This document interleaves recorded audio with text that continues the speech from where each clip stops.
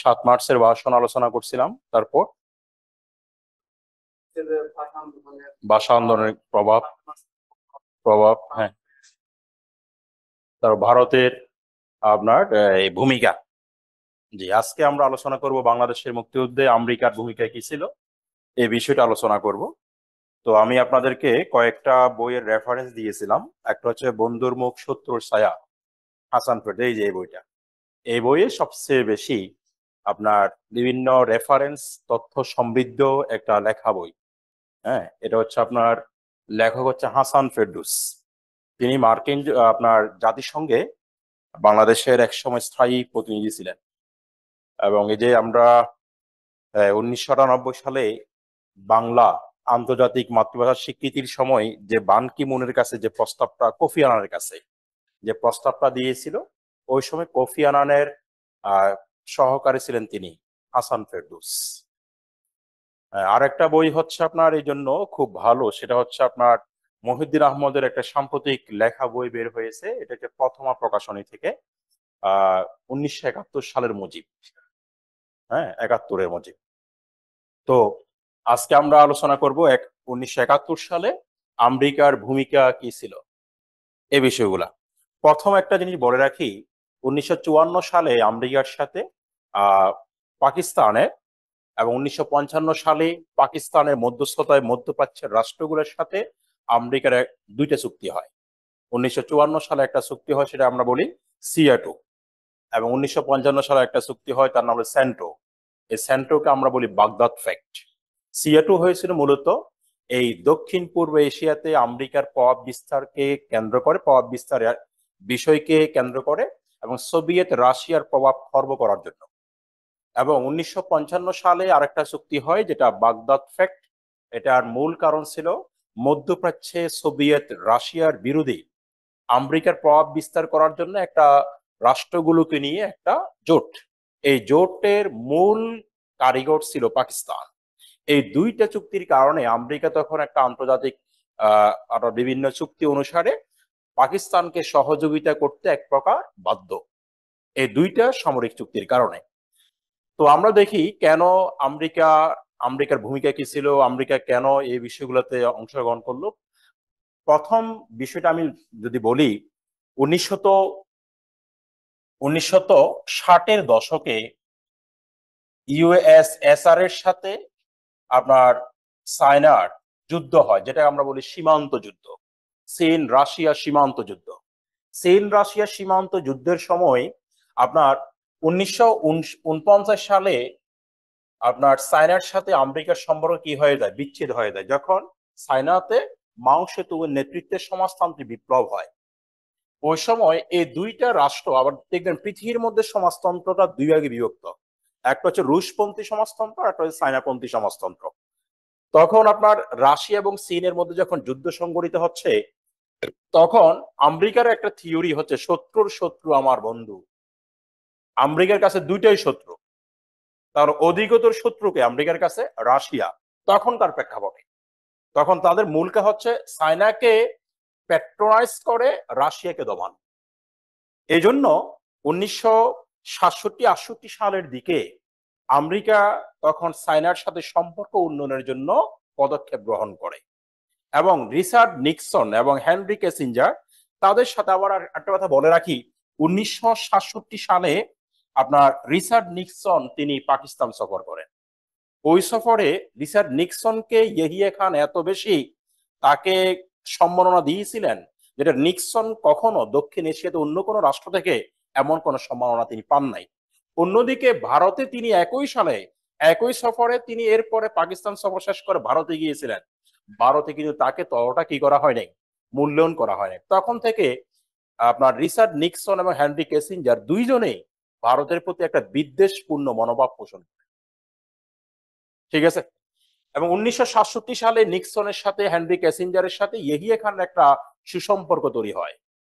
এবং তাদের আরেকটা কারণ ছিল, 1971 সালে যখন বাংলাদেশে মুক্তিযুদ্ধ শুরু হয়, ওই মুক্তিযুদ্ধের সময় তখন পাকিস্তান তখন এক প্রকার এই যুদ্ধ যখন শুরু হচ্ছে, আন্তর্জাতিক বিভিন্ন সমস্যা পড়তে পারে সে, তখন এই বিষয়টাকে কেন্দ্র করে তখন আমেরিকা যুক্তরাষ্ট্র তখন তাকে বলল যে আমি তোমাকে সব দিক থেকে সাপোর্ট করব, তবে আমার একটা শর্ত হচ্ছে তুমি চায়নার সাথে আমার সম্পর্ক উন্নয়নের জন্য কাজ করতে হবে। তখন এই ইয়েহিয়া খান আপনার মার্কিন যুক্তরাষ্ট্র এবং চায়নার মধ্যে সম্পর্ক উন্নয়নের জন্য একটা দূতারির কাজ করে। অন্যদিকে 1970 সালের দিকে যখন আমেরিকার একটা নির্বাচন হচ্ছে, 1970-এর 72 একটা নির্বাচন হওয়ার কথা, এবং রিচার্ড নিক্সনের ওই সময় আমেরিকাদের জনপ্রিয়তা খুব বেশি লোপ পেয়েছিল। তখন রিচার্ড নিক্সন মনে করেছিল চায়নার সাথে যদি সে সম্পর্ক আবার পুনরায় বিল্ড আপ করতে পারে, তাহলে সে দ্বিতীয়বার সুযোগ হচ্ছে তার প্রেসিডেন্ট হওয়ার নির্বাচনে জয়ী হওয়ার একটা সুযোগ তৈরি হবে। সেই জন্য তারা সবসময় কাকে সাপোর্ট দিয়ে গেছে? পাকিস্তানকে সাপোর্ট দিছে। কেন? চায়নার সাথে একটা সম্পর্ক উন্নয়নের জন্য। ক্লিয়ার?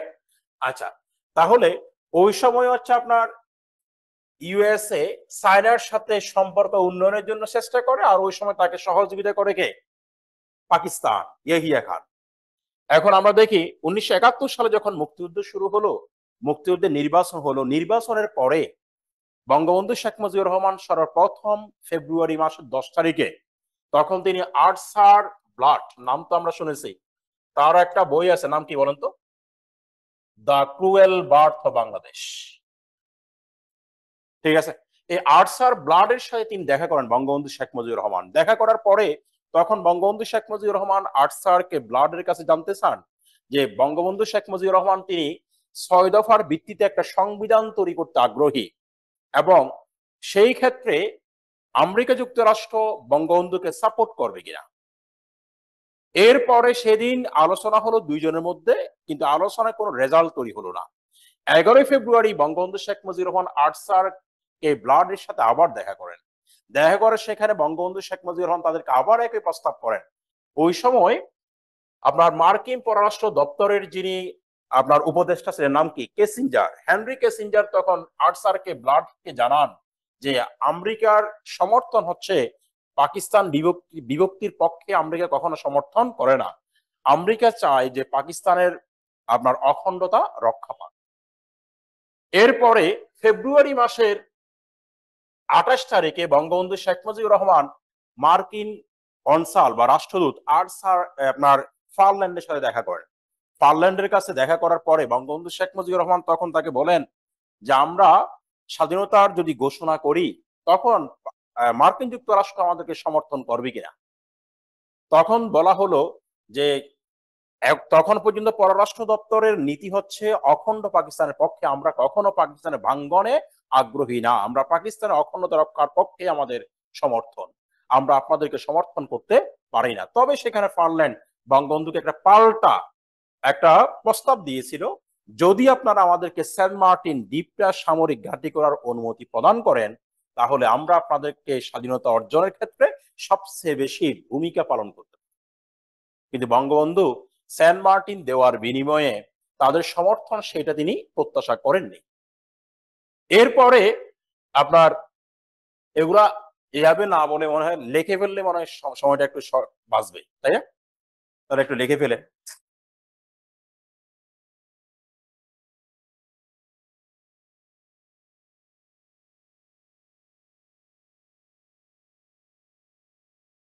লেখেন 10 ফেব্রুয়ারি মার্কিন কনসাল আর্থার ব্লাডের সাথে, 10 ফেব্রুয়ারি মার্কিন কনসাল আর্থার ব্লাডের সাথে বঙ্গবন্ধু দেখা করেন। কনসাল, হ্যাঁ কনসাল মানে পররাষ্ট্র দপ্তর যারা কর্মকর্তা তাদেরকে আমরা কি বলে? কনসাল। কনসাল 10 ফেব্রুয়ারি মার্কিন কনসাল আর্থার ব্লাডের সাথে, আর্থার ব্লাড, নামটা লিখে দিচ্ছি,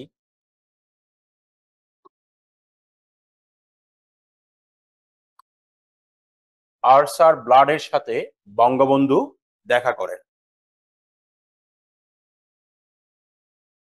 তার কাছে মার্কিন যুক্তরাষ্ট্রের মনোভাব, তার কাছে মার্কিন যুক্তরাষ্ট্রের মনোভাব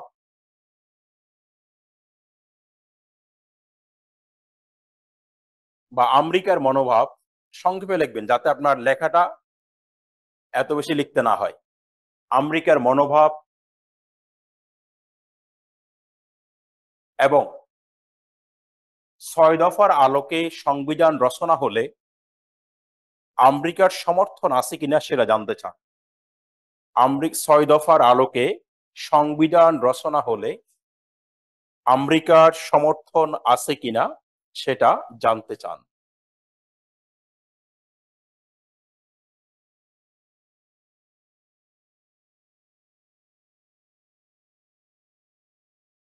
ছয় দফার আলোকে সংবিধান রচিত হলে আমেরিকার সমর্থন আছে কিনা সেটা জানতে চান। লেগেছে?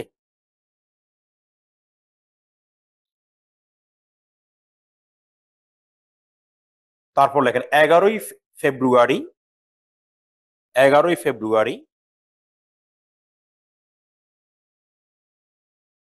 বঙ্গবন্ধু পুনরায় আর্চারকে ব্লাডের সাথে দেখা করলে বঙ্গবন্ধু পুনরায় আর্চার কে ব্লাডের সাথে দেখা করলে তিনি বঙ্গবন্ধুকে জানিয়ে দেন তিনি বঙ্গবন্ধুকে জানিয়ে দেন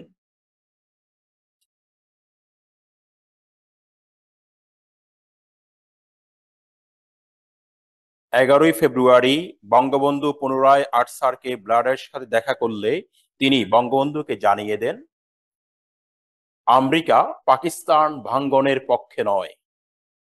আমেরিকা পাকিস্তান ভাঙ্গনের পক্ষে নয়।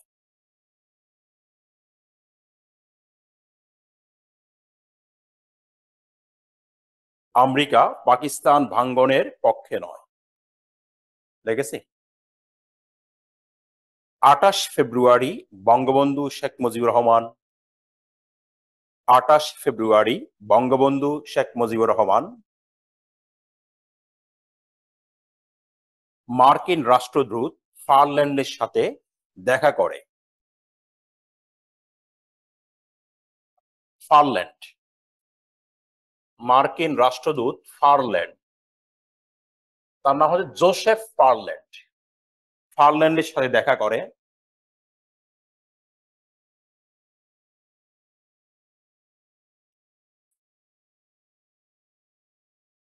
বাংলাদেশ স্বাধীনতা ঘোষণা করলে আমেরিকা সাহায্য করবে কিনা তা জানতে চান।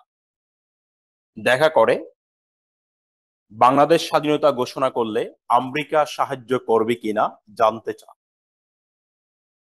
আমেরিকা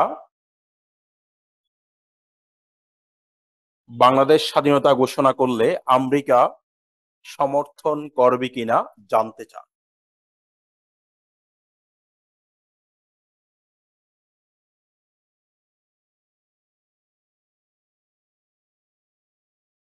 দেখেছে? তারপর লেখেন 6 মার্চ 6 মার্চ হোয়াইট হাউসে SRG এর বৈঠক। 6 মার্চ হোয়াইট হাউসে SRG এর বৈঠকে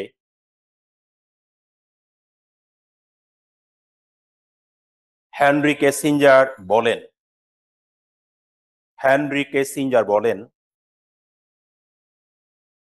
পাকিস্তান যদি বাংলাদেশকে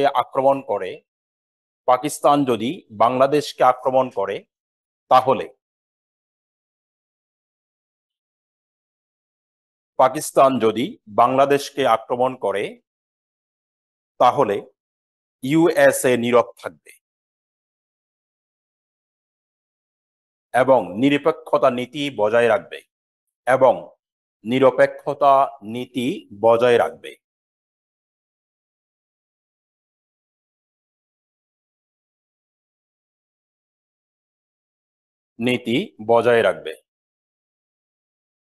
লেগেছে? এখানে একটা সোর্স দেন। সোর্স বন্ধুর মুখ শত্রুর ছায়া। সোর্স হচ্ছে বন্ধুর মুখ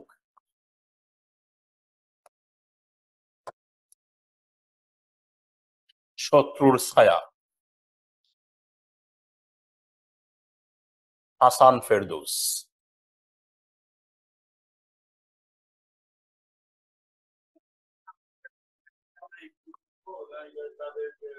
এই যে আপনি তো সূচনাটাতেও আসবে না, এগুলো সূচনা কিভাবে হচ্ছে যুদ্ধে, এগুলো তো আসবেই আপনার। ঠিক আছে, যে আপনি যে আপনার সূচনাটা কিভাবে শুরু করতেছে, আমেরিকার হাতে বঙ্গবন্ধু দেখা হচ্ছে, তারপরে এই যে প্রথম দেখার পরে বঙ্গবন্ধু এবং আমেরিকার মনোভাব, লাস্টে এখন কিন্তু আমেরিকার যে পলিসি গুলো এগুলো ঢুকতেছে। ক্লিয়ার? যে 6 মার্চ লেখছি না এটা? আচ্ছা, তখন নীরব থাকবে লেখছি আমরা এটা। আচ্ছা, এরপর লেখেন 18 মার্চ আর্টস আর ব্লাড। 28 মার্চ, সরি 18 মার্চ না, 28 মার্চ। 28 মার্চ আর্টস আর ব্লাড লেগেছে। 1971 সালে 25 মার্চ, 1971 সালে 25 মার্চে সংগঠিত গণহত্যাকে সর্বপ্রথম সিলেক্টিভ জেনোসাইড হিসেবে আখ্যায়িত করে। সিলেক্টিভ জেনোসাইড হিসাবে 28 মার্চ 1971 সালে, 28 মার্চ, 1971 সালে 25 মার্চ গণহত্যা, 25 মার্চের গণহত্যাকে সিলেক্টিভ জেনোসাইড হিসাবে, সিলেক্টিভ জেনোসাইড হিসেবে সর্বপ্রথম আখ্যায়িত করে। তাহলে এখান থেকে একটা প্রশ্ন পাচ্ছেন, প্রথম জেনোসাইডের বিষয়টা কার লেখনীতে আসে? এই যে আর্টস আর ব্লাডের লেখনী, তিনি এটাকে উল্লেখ করেন কি সিলেক্টিভ জেনোসাইড।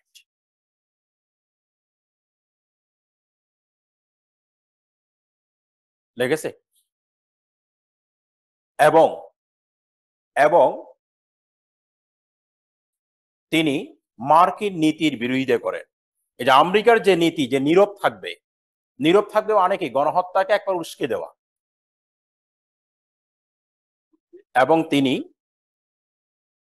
মার্কিন নীতির বিরোধিতা করেন।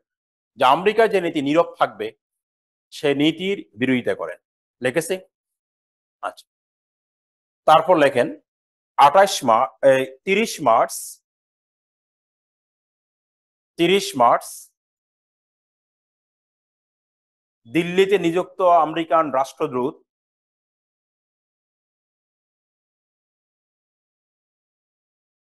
দিল্লিতে নিযুক্ত আমেরিকান রাষ্ট্রদূত কেনেথ কেটিং, কেনেথ কেটিং, নামটা একটু লেখেন, কেনেথ কেটিং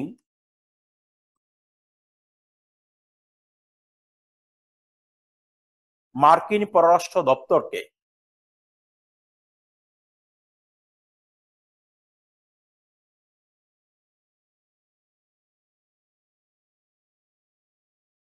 জানিয়ে দেন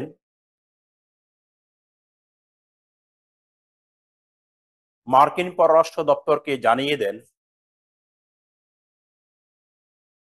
আমেরিকার নীতি পূর্ব পাকিস্তানকে এক গভীর সংকটের মধ্যে ফেলবে। আমেরিকার নীতি পূর্ব পূর্ব পাকিস্তানকে এক গভীর সংকটের মধ্যে ফেলবে।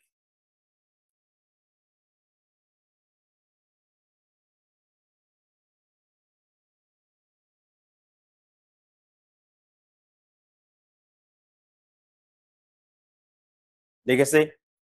তারপর লেখেন 6 এপ্রিল মার্কিন কনসাল অফিসের 20 জন কর্মকর্তা, 6 এপ্রিল মার্কিন পররাষ্ট্র দপ্তরের 20 জন কর্মকর্তা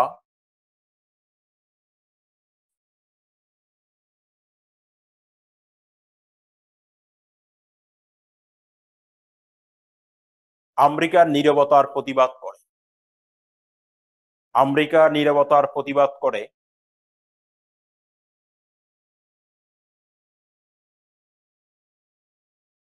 এবং 12 এপ্রিল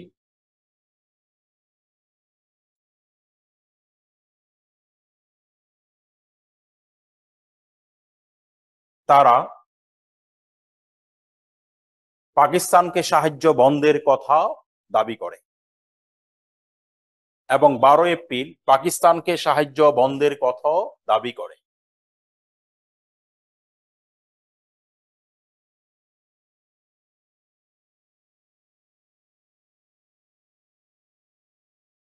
এবার এখানে একটু কথা বলি, আপনার গণহত্যা যখন সংগঠিত হলো 19 মার্চে, 19 মার্চ থেকে শুরু করে একবারে আপনার এপ্রিলের 6 তারিখ পর্যন্ত মার্কিন কনসাল অফিসে যারা কাজ করতেন তারা নিয়মিত বিভিন্ন টেলিগ্রাম প্রেরণ করতেন, এখানে যে গণহত্যা সংঘটিত হচ্ছে, এখানে মিছিল মিটিং, এগুলো মার্কিন পররাষ্ট্র দপ্তরকে তারা নিয়মিত অভিহিত করতেন। তখন এই 6 এপ্রিল তখন তারা প্রতিবাদ করে যে আমেরিকা কেন পাকিস্তানের পক্ষ অবলম্বন করতেছে, এবং তারা প্রতিবাদ করে, এবং 12 এপ্রিল তারা বলে যে আমেরিকার উচিত যে পাকিস্তানকে যে সামরিক সহযোগিতা করতেছে নীরবে, তার সেই অবস্থান থেকে সরে আসা। এই বিষয়টা কোথায় সোর্সটা লেখেন, the cruel birth of Bangladesh. Source হচ্ছে the cruel birth of Bangladesh, the cruel birth of Bangladesh. লেখককে বলেন তো, এই যে একটু আগে বলুন, আর্থার কে ব্লাড।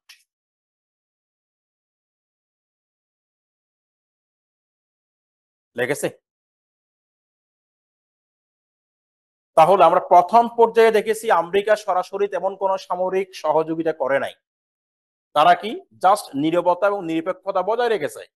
তবে এই নীরবতা এবং নিরপেক্ষতাকে প্রতিবাদ করেছে কারা? যারা পররাষ্ট্র দপ্তরের কর্মকর্তা, তারা তারা আমেরিকার প্রথম দিকের যে নীতিতে, হ্যাঁ, ডাক অফিসে ছিল। এবং এই যে আমরা এই 20টা তার বার্তাতে প্রেরণ করে, এটার উপর একটা বই আছে, দ্য ব্লাড টেলিগ্রাম, নাম শুনেছেন না? এই এই ব্লাড টেলিগ্রাম মানে কি, এই যে 20 জন কর্মকর্তা যারা মার্কিন পররাষ্ট্র দপ্তরের কাছে বাংলাদেশের গণহত্যার প্রতিটা বিষয় আমেরিকান পররাষ্ট্র দপ্তরকে জানাতো টেলিগ্রামের মাধ্যমে, এগুলাকে একসাথে করা হয়েছে এবং এটার নাম দেওয়া হয়েছে দ্য ব্লাড টেলিগ্রাম। কারণ আমেরিকার প্রথম দিকে নীতি কি ছিল? নীরবতা এবং নিরপেক্ষতা বজায় রাখা। ঠিক আছে, তারপর লেখেন 28 এপ্রিল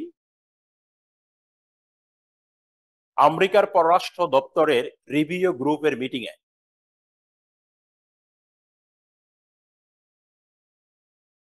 আমেরিকার পররাষ্ট্র দপ্তরে রিভিউ গ্রুপ লিখেছি আমরা, রিভিউ গ্রুপের মিটিং এ হেনরি কিসিঞ্জার, রিভিউ গ্রুপ এই যে এটা, হ্যাঁ, রিভিউ গ্রুপের মিটিং এ হেনরি কিসিঞ্জার 3টি প্রস্তাব করেন, 3টি প্রস্তাব রাখেন। প্রথমে কয়েকটা জিনিস একটু শুনে রাখেন। প্রথমে বলেছি কি এসআরজি, এসআরজি এর হচ্ছে আমরা বলি সিনিয়র রিভিউ গ্রুপ। এটা কি? মার্কিন পররাষ্ট্র দপ্তর এবং গোয়েন্দা সংস্থাদের সমন্বয়ে কিন্তু এই গ্রুপটা গঠিত। যে যে গ্রুপের সিদ্ধান্তের আলোকে আমেরিকা তার পররাষ্ট্র নীতিগুলো গ্রহণ করে, এই গ্রুপটাকে বলা হয় কি এসআরজি। ক্লিয়ার? আর তার আরেকটা সাব গ্রুপ হচ্ছে রিভিউ গ্রুপ। এই যে এসটা বাদ দিলে আরজি মানে রিভিউ গ্রুপ। এই রিভিউ গ্রুপের বৈঠকে মূলত আমেরিকা তার পররাষ্ট্র নীতিগুলো তারা কি করে, সিদ্ধান্ত গ্রহণ করে। তাহলে রিভিউ গ্রুপে তখন হেনরি কিসিঞ্জার 3টে প্রস্তাব দেয়, এবং আমেরিকান পররাষ্ট্র দপ্তরে যিনি মার্কিন মার্কিন প্রেসিডেন্টের উপদেষ্টা, তিনি এই রিভিউ গ্রুপের পদাধিকার বলে সভাপতি। তিনি 3টে প্রস্তাব রাখেন। একটা হচ্ছে আমরা পুরোপুরি ভাবে ইয়েহিয়া খানকে সমর্থন করব, 1 নম্বর প্রস্তাব। 2 নম্বর প্রস্তাব হচ্ছে আমরা নিরপেক্ষতা বজায় রাখবো। 3 নম্বর প্রস্তাব হচ্ছে পূর্ব বাংলার স্বায়ত্তশাসন অর্জনে সাহায্য প্রদান করা। 3টা, যে 3টে প্রস্তাবের মধ্যে তারা প্রথমে কিন্তু তারা অধিকাংশ তখনই বিশ্বাস করতো যে পূর্ব পাকিস্তানে যদি স্বায়ত্তশাসন দেওয়া হয়, এই সংকট অধিকাংশভাবে কি হয়ে যাবে, শেষ হয়ে যাবে। তবে তারা আবার আরেকটা ভয় পেল, যদি আমরা স্বায়ত্তশাসন দিই তখন তারা আবার আত্মবিশ্বাসী হয়ে বলিয়ান হয়ে ভারতের সাথে, ভারতের সমর্থন নিয়ে আবার তারা যুদ্ধ ঘোষণা করতে পারে কিনা স্বাধীনতার জন্য। এই জিনিসটা তাদের ভয় ছিল। এই জন্য 3টে প্রস্তাবের মধ্যে তারা আপনার জুলাইয়ের আগ পর্যন্ত তাদের নীতি ছিল নিরপেক্ষতা নীতি। 2 নম্বর নীতি তারা গ্রহণ করে। তারা কয়টা নীতি গ্রহণ করে? 3টে প্রস্তাব দেয়, তবে নীতি গ্রহণ করে 2টা। তারা প্রথম হচ্ছে নিরপেক্ষতা নীতি বজায় রাখা, প্রথম হচ্ছে ইয়েহিয়া খানকে সমর্থন দেওয়া। 3টি প্রস্তাবের মধ্যে প্রথম প্রস্তাব ইয়েহিয়া খানকে সমর্থন দেওয়া, 2 নিরপেক্ষতা বজায় রাখা,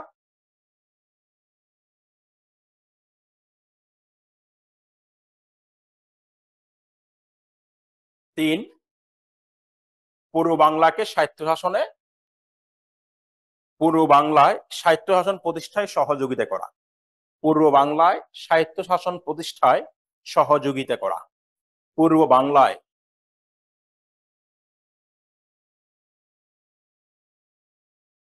রেফারেন্স দেন White House Years, White House Years, Henry কিসিঞ্জারের লেখা। এই বইয়ে তিনি এই তিনটে প্রস্তাবটা রাখেন। এই বইয়ে তিনি লিখেছেন এটা যে তিনটে প্রস্তাব হয়, হোয়াইট হাউস ইয়ার্স বইয়ের নাম। এই এই বইয়ের নামগুলো একটু আপনি কি করবেন, নীল কলম দিয়ে মার্ক করে দিবেন। লিখেছে হোয়াইট হাউস ইয়ার্স। ওকে, এরপর লেখেন জুলাই এবং আগস্ট মাসে আমেরিকা তার নিরপেক্ষতার নীতি থেকে সরে এসে পাকিস্তানকে পূর্ণ সমর্থন প্রদান করে। জুলাই ও আগস্ট মাসে আমেরিকা তার নিরপেক্ষতার নীতি থেকে সরে এসে পাকিস্তানকে পূর্ণ সমর্থন প্রদান করে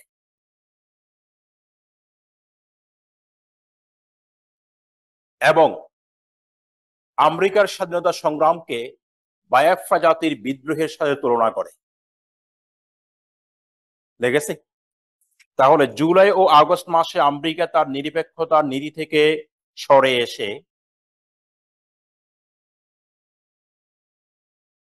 লেগেছে বাংলাদেশে সরে এসে বাংলাদেশের স্বাধীনতা সংগ্রামকে বায়াফ্রা জাতির বিদ্রোহের সাথে তুলনা করে। বায়াফ্রা হচ্ছে নাইজেরিয়ার একটা জাতি, বায়াফ্রা জাতি, যারা নাইজেরিয়া সরকারের বিরুদ্ধে যুদ্ধ ঘোষণা করেছিল, কিন্তু আন্তর্জাতিক সমর্থন না থাকার কারণে তারা কিন্তু তাদের যে আন্দোলনটা সেটা ধূলিসাৎ হয়ে যায়। বায়াফ্রা, হ্যাঁ, এই যে আমরা একটু আগে বললাম না যে 7 মার্চ যখন পড়াছিল তখন আমি বলেছিলাম যে বঙ্গবন্ধু 7 মার্চে স্বাধীনতার ঘোষণা দেন নাই কেন? কারণ তিনি বায়াফ্রা জাতি দ্বারা প্রভাবিত হয়েছিলেন। ঠিক আছে,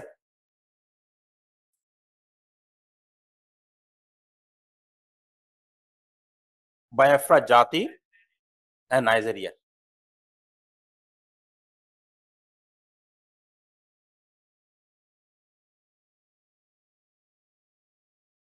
লেগেছে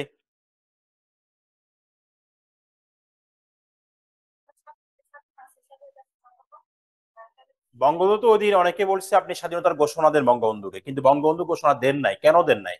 কারণ তিনি জানতেন যে সরাসরি যদি কোনো অন্য রাষ্ট্রের সমর্থন ছাড়া যদি আপনার স্বাধীনতার ঘোষণা প্রদান করা হয়, সে স্বাধীনতা আন্দোলন বেশি দূর আগায় না। এবং তার জ্বলন্ত প্রমাণ হচ্ছে বায়াফ্রা জাতি, তারা আন্তর্জাতিক কোনো সমর্থন না নিয়ে তারা স্বাধীনতার ঘোষণা করে দেয়। কিন্তু এরপরে এবং আমেরিকা, রাশিয়া প্রত্যেকটা জাতি তার সমালোচনা করেছিল এবং ওই দেশের নাইজেরিয়া সরকার এদেরকে এমন মায়ের দেয় একবারে তছনছ করে দেয়, আন্দোলনটা বিচ্ছিন্নতাবাদী আখ্যায়িত করে। ঠিক আছে, বঙ্গবন্ধু এই জন্য তিনি স্বাধীনতার ঘোষণাটা ওই দিন দেন নাই। ঠিক আছে, আচ্ছা, এরপর লেখেন আমেরিকা পাকিস্তানের প্রতি পুরোপুরি সমর্থন দেওয়ার কারণ ছিল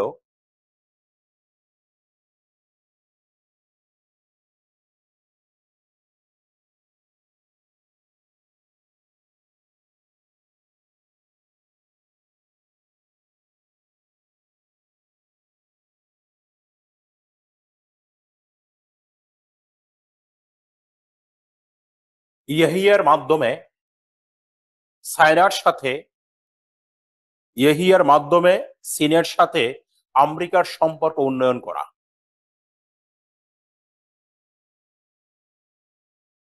চীনের সাথে সম্পর্ক উন্নয়ন করা।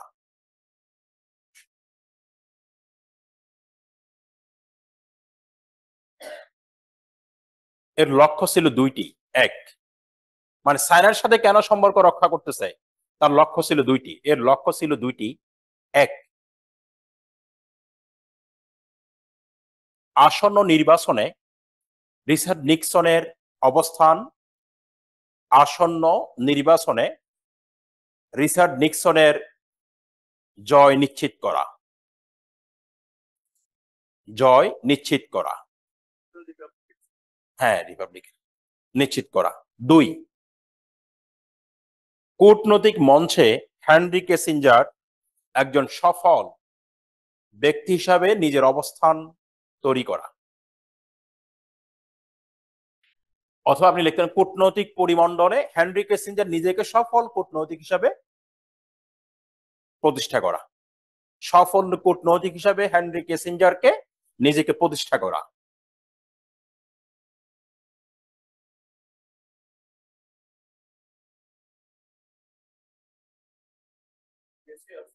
হ্যাঁ, মারা গেছে এই যে 1 বছর আগে। হ্যাঁ, 1 বছর হলো মারা গেল। তাহলে এই যে আমরা যে বললাম যে তারা কেন সরাসরি এখন পাকিস্তানকে সাপোর্ট দিচ্ছে, তার কারণ হচ্ছে যদি চায়নার সাথে সম্পর্ক তৈরি করতে হয় তাহলে সেই সম্পর্ক উন্নয়নের জন্য ভূমিকা রাখতেছে কে? ইয়েহিয়া। তাহলে ইয়েহিয়া খানকে সন্তুষ্ট করতে পারলে ইয়েহিয়ার মাধ্যমে খুব সহজেই তারা একটা সম্পর্ক বিল্ড আপ করতে পারবে চায়নার সাথে। আর এটাকে যদি বিল্ড আপ করা যায় চায়নার সাথে সম্পর্ক, তাহলে একদিকে রাশিয়াকেও কোণঠাসা করতে পারবে এক, অন্যদিকে তারা আরেকটা কাজ করতে পারবে, সেটা হচ্ছে কোনটা, এই যে আপনার এই আমেরিকার যে পুঁজিবাদ, সে পুঁজিবাদকে তারা মনে করছে সারা ওয়ার্ল্ডে ছড়িয়ে দিতে পারবে। ঠিক আছে, আচ্ছা, এরপরে লেখেন এই সময় মার্কিন যুক্তরাষ্ট্র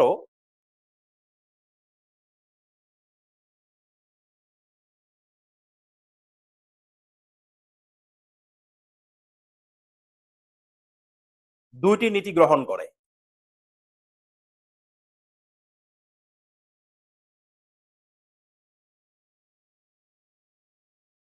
দুইটি নীতি গ্রহণ করে। এক, প্রেসিডেন্ট ইয়েহিয়ার প্রতি নমনীয় থেকে স্বায়ত্তশাসন প্রতিষ্ঠা।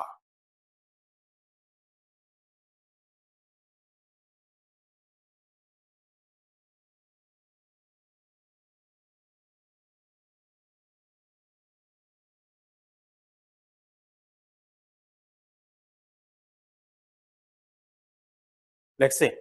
দুই, ভারতকে সহযোগিতা করা। ভারতকে সহযোগিতা করা।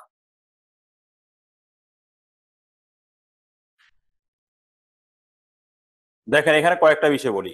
আগস্ট মাসে আমেরিকার যে নীতিটা, সেই নীতিটা কিন্তু সরে আসছে। তারা কিভাবে করতেছে? অস্ত্রগুলো সরাসরি দিচ্ছে না। অস্ত্রগুলো দিচ্ছে কার মাধ্যমে? সর্বপ্রথম তারা যুদ্ধ বিমান বিক্রি করে সৌদি আরবের কাছে, জর্দানের কাছে, ইরাকের কাছে। অন্যদিকে পাকিস্তানকে তারা অর্থ দেয়। কারণ সরাসরি যদি পাকিস্তানকে অস্ত্র দেয় তাহলে আমেরিকাতে তখন পর্যন্ত মুক্তিযুদ্ধের পক্ষে একটা জোরালো সমর্থন তৈরি হয়। আর এই সমর্থন সবচেয়ে বেশি ভূমিকা পালন করেছিলেন কে? জন এফ কেনেডি, একজন সিনেটর। তিনি কিন্তু বাংলাদেশের মুক্তিযুদ্ধের পক্ষে, জনগণের পক্ষে তিনি জোরালো আন্দোলন করেছিলেন। এবং কংগ্রেসরা পর্যন্ত, কংগ্রেসের অধিকাংশ সদস্য তারা বাংলাদেশের মুক্তিযুদ্ধের পক্ষে অবস্থান নিয়েছিল, যার কারণে সরাসরি তারা সাপোর্ট করতে পারতেছে না। অন্যদিকে আপনার নিক্সনের এইসব নীতির সমালোচনা করতেছে কে? পররাষ্ট্র দপ্তর। পররাষ্ট্রমন্ত্রী ছিলেন উইলিয়াম রজার্স। উইলিয়াম রজার্স মনে করতেন আমেরিকার দীর্ঘস্থায়ী স্বার্থ পাকিস্তানের সাথে নয়, ভারতের সাথে জড়িত। কিন্তু রিচার্ড নিক্সন সবকিছু বাদ দিয়ে তিনি এককভাবে পাকিস্তানের ঘেঁষা নীতি অবলম্বন করতেছে তার ব্যক্তিগত কারণে। কারণ ব্যক্তিগতভাবে সে ইয়েহিয়া খানকে পছন্দ করত, সে ভারতের ইন্দিরা গান্ধীকে ঘৃণা করত। এই জন্য সে তার নিজের কারণে সে এককভাবে সাফাই গাচ্ছে কার? পাকিস্তানে। ঠিক আছে, তখন আপনার মার্কিনদের, সাধারণ নাগরিকদের আন্দোলনের মুখে তখন তারা চাচ্ছে যুদ্ধ বিরোধিতা করে। আপনার যুদ্ধ বিরতি হবে কখন? যদি একটা স্বায়ত্ত শাসনের দাবিটা বাস্তবায়ন করা যায়। রাখতে, এই জন্য ভারতকে তারা কিছু টাকা দিয়ে মানে সামরিক অর্থনৈতিকভাবে সহযোগিতা করে, যাতে ভারত পুরোপুরি আমেরিকার আপনার বিরোধী না হয়ে যায়। ঠিক আছে, এরপর লেখেন আগস্ট আগস্ট মাসের 9 তারিখে,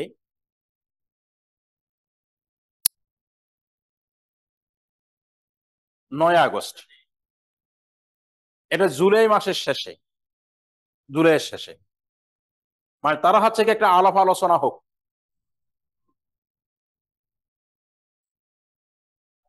হ্যাঁ, এরপর আগস্টের 9 তারিখে চীন, ভারত রাশিয়ার চুক্তি।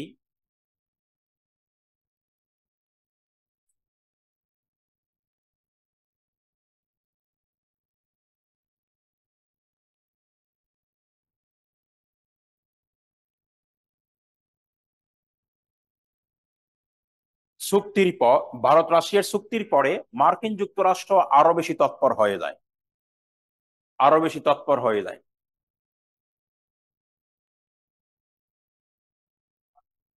মার্কিন যুক্তরাষ্ট্র আরো বেশি তৎপরতা শুরু করে।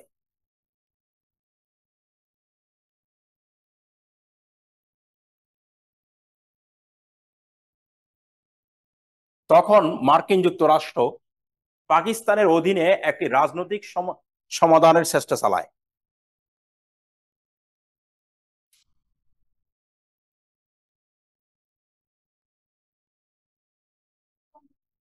পাকিস্তানের অধীনে একটি রাজনৈতিক সমাধানের চেষ্টা চালায়।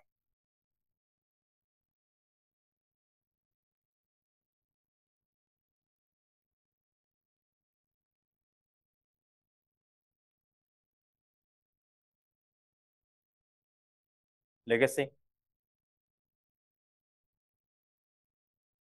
তারপর লেখেন, নভেম্বর মাসের শেষে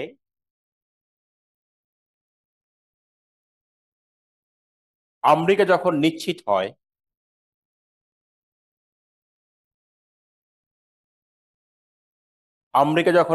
হয় বাংলাদেশের স্বাধীনতা শুধু সময়ের ব্যাপার,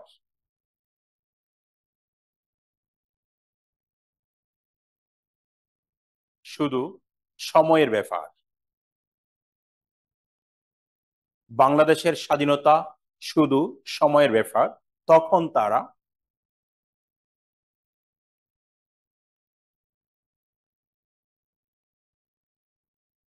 তারা যুদ্ধ বন্ধে তৎপর হয়।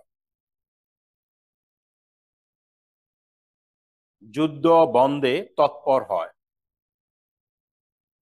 মানে এখন যখন বুঝতে পারছে যে তাদের আর কোনো উপায় নেই, বাংলাদেশ স্বাধীন হয়ে যাচ্ছে, সময়ের ব্যাপার, তখন তারা ভাবছে কি যুদ্ধ বন্ধ হয়ে যাক। কারণ যুদ্ধ বন্ধ হলে তখন কি হবে, বাংলাদেশ একটা স্বাধীনতার আন্দোলনের ধার কাছে গিয়েও তার স্বাধীনতা সে পায় নাই। আর এখন যেহেতু মার্কিন যুক্তরাষ্ট্র এই অঞ্চলে ভারত এবং রাশিয়া একটা জোট বাঁধলো, এখন আমেরিকা এই জোটের বিপরীতে অবস্থান করতেছে। তার মানে বাংলাদেশের মুক্তিযোদ্ধাদের জয় মানে হচ্ছে এক প্রকার এই জোটের জয়, আর এই জোটের জয় মানে হচ্ছে আমেরিকার এক প্রকার কূটনৈতিক পরাজয়। এই জন্য তারা ভাবছে এখন যুদ্ধ বিরতি করা। এই জন্য যুদ্ধ বিরতি করার জন্য তখন তারা কি করে, পাকিস্তানকে এবার উদ্বুদ্ধ করে তোমরা ভারত আক্রমণ করো। তখন কি হবে, ভারত আক্রমণ করে তখন আন্তর্জাতিক সম্প্রদায় এগিয়ে আসবে যুদ্ধ বিরতি বন্ধ করতে। আর এই যুদ্ধ বিরতি যখন বন্ধ হয়ে যাবে তখন বাংলাদেশের মুক্তিযুদ্ধ ধামাচাপা পড়ে যাবে। যখন ভারত এবং পাকিস্তানের মধ্যে যুদ্ধ বিরতি হয়ে যাবে তখন ভারত সরাসরি বাংলাদেশকে আর সাপোর্ট করবে না, মুক্তিযোদ্ধাদেরকে সাপোর্ট করবে না। আর সাপোর্ট না করলে তখন কি হবে, বাংলাদেশের মুক্তিযুদ্ধের বিষয়টা ধামাচাপা পড়ে যাবে। ঠিক আছে? এই জন্য 3 ডিসেম্বর আমেরিকা পাকিস্তানকে ভারত আক্রমণে উদ্বুদ্ধ করে। আমেরিকা পাকিস্তানকে ভারত আক্রমণে উদ্বুদ্ধ করে।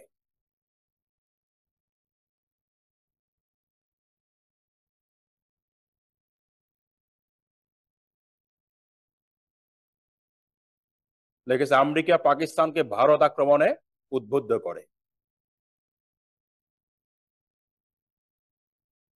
লিখেছে যার ফলশ্রুতিতে 3 ডিসেম্বর 3 ডিসেম্বর যার ফলশ্রুতিতে 3 ডিসেম্বর পাকিস্তান ভারত আক্রমণ করে। পাকিস্তান ভারত আক্রমণ করে।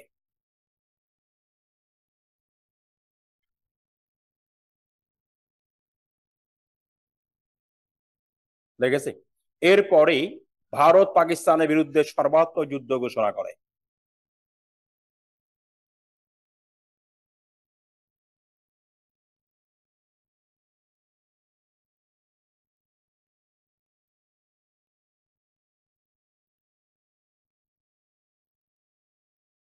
সর্বাত্মক যুদ্ধ ঘোষণা করে। লিখেছি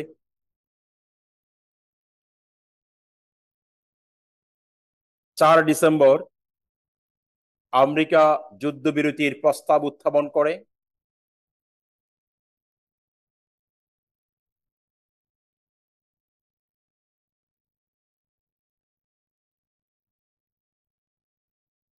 যুদ্ধবিরতির প্রস্তাব উত্থাপন করে একসাথে লেখেন 4 ও 5 ডিসেম্বর, একসাথে লেখেন 4 ও 5 ডিসেম্বর আমেরিকা যুদ্ধবিরতির প্রস্তাব উত্থাপন করে, রাশিয়া তাতে ভেটো প্রদান করে।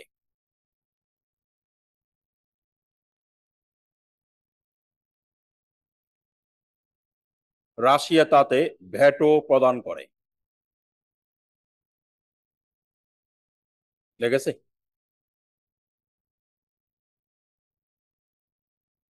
যুদ্ধবিরতি প্রচেষ্টা সফল না হওয়ার ফলে,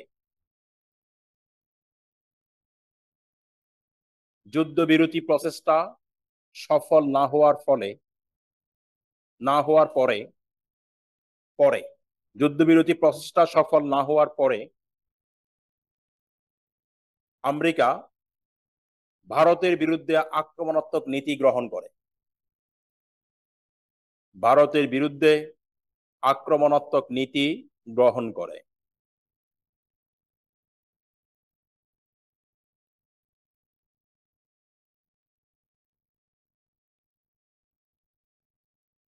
এবং ভারতকে অর্থনৈতিক সহযোগিতা বন্ধ বন্ধ করার ঘোষণা করে, এবং ভারতকে অর্থনৈতিক সহযোগিতা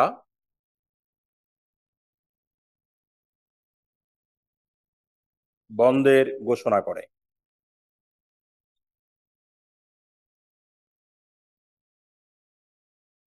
হ্যাঁ, লিখেছি। 9 ডিসেম্বর আমেরিকা সপ্তম নৌবহর নিয়ে যাত্রা শুরু করে।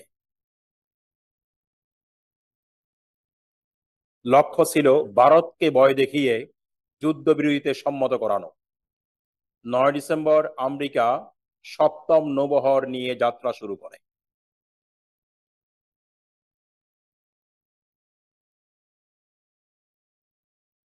নৌবহর নিয়ে যাত্রা শুরু করে, লক্ষ্য ছিল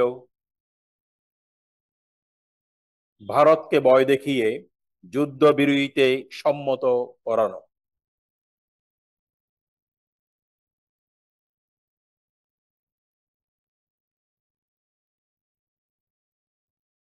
ভারতকে ভয় দেখিয়ে যুদ্ধবিরতিতে সম্মত করানো।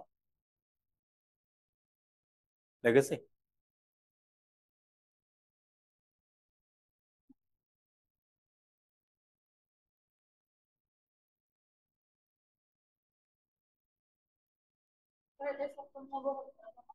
হ্যাঁ, এটা জাহাজ, যুদ্ধ জাহাজের নামই সপ্তম নৌবহর। এটার আরেকটা নাম আছে ইউএসএস এন্টারপ্রাইজ। হ্যাঁ, সপ্তম নৌবহর নিয়ে যাত্রা শুরু করে। তার প্রতিক্রিয়ায় রাশিয়া অষ্টম নৌবহর প্রেরণ করে। তার প্রতিক্রিয়ায় রাশিয়া অষ্টম নৌবহর প্রেরণ করে।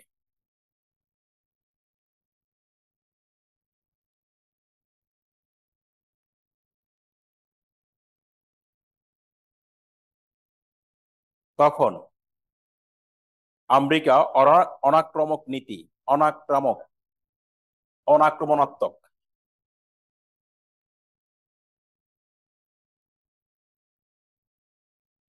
অনাক্রমণাত্মক নীতি গ্রহণ করে,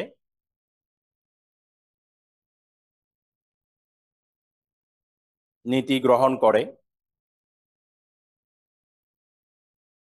এবং সপ্তম নৌবহর মাদাগাস্কারের দিকে যাত্রা শুরু করে। এবং সপ্তম নৌবহর মাদাগাস্কারের দিকে যাত্রা শুরু করে।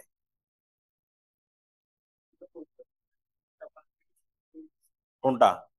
মাদাগাস্কার হচ্ছে আপনার ভারত মহাসাগরে, আফ্রিকার স্যার খুব কাছে, আন্তানানারিভো যার রাজধানী, এবং আফ্রিকার সবচেয়ে বড় মাদাগাস্কারের দিকে যাত্রা শুরু করে। হ্যাঁ, হ্যাঁ, কোনটা? সপ্তম ছিল হচ্ছে আপনার ভিয়েতনামে। এটা টাংকিং উপসাগর। টংকিং উপসাগর, উপসাগরটা হচ্ছে টংকিং। এটা মালাক্কা প্রণালী পর্যন্ত এসেছিল। এরা এরপর বঙ্গোপসাগর দিকে যাত্রা শুরু করেছিল, কিন্তু এদিকে আর না আসে, ওদিক চলে গেছিল। হ্যাঁ, তাদের লক্ষ্য ছিল যদি একদিক থেকে সপ্তম নৌবহর অবস্থান নেয় এবং অন্যদিকে যদি চীন অবস্থান নেয়, তখন এই দুইটা যখন তাদেরকে ভয় দেখাবে, তখন ভারত হয়তো যুদ্ধ বিরতিতে সম্মত হবে। এরপরে 9 তারিখের যাত্রা শুরু করার পরেই কিন্তু 13 তারিখ আবার যুদ্ধবিরতির প্রস্তাব দেয়। আমেরিকা মনে করেছিল এই ভয়ে হয়তো তারা কি করবে, যুদ্ধবিরতিতে সম্মত হবে। কিন্তু রাশিয়া কি করছে, যুদ্ধবিরতি তখনও যে ভেটো প্রদান করে এবং সে সপ্তম নবহরকে মোকাবেলা করার জন্য অষ্টম নবহর পারমাণবিক বোমা নিয়ে যাত্রা শুরু করে। ঠিক আছে, এরপরে এই সপ্তম নৌবহরকে সাহায্য করার জন্য ওই সময় আরেকটা আপনার নৌবহর আসে, তার নাম হচ্ছে ঈগল। এটা হচ্ছে ইউকের ঈগল। ঈগল যখন আপনার বঙ্গোপসাগরে খুব কিনারায় চলে আসলো, তখন অষ্টম নৌবহর ঈগলের দুইটা যুদ্ধ জাহাজ তো, এই যে এদিকে একটা এদিকে একটা সাবমেরিন রাশিয়ান, এগুলো যখন ঈগলকে ঘিরে ফেলে তখন ঈগল এখান থেকে পিছপা এসেও চলে যায়। আর আমেরিকা তখন মনে করছে এখানে যদি রাশিয়ার যে অষ্টম নৌবহর তাকে যদি বাধা প্রদান করে, তখন রাশিয়ার লক্ষ্য ছিল সেখানে হামলা করবে সে। তখন আমেরিকা কিন্তু ভিয়েতনামে তার অবস্থান খারাপ, সে পরাজয়ের ধার প্রান্তে, এবং এখানে আবার যুদ্ধ জড়িয়ে সে আবার আরেকটা পরাজয় বরণ করবে, সেটা সে কোনো যুদ্ধ না বাঁধিয়ে এই জন্য সে মাদাগাস্কার দিকে চলে যায়।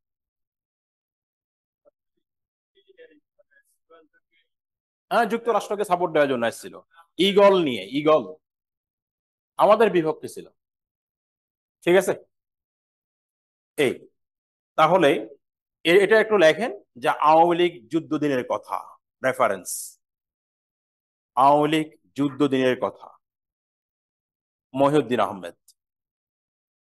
আওয়ামী লীগ যুদ্ধ দিনের কথা, আওয়ামী লীগ যুদ্ধ দিনের কথা, বইয়ের রেফারেন্স।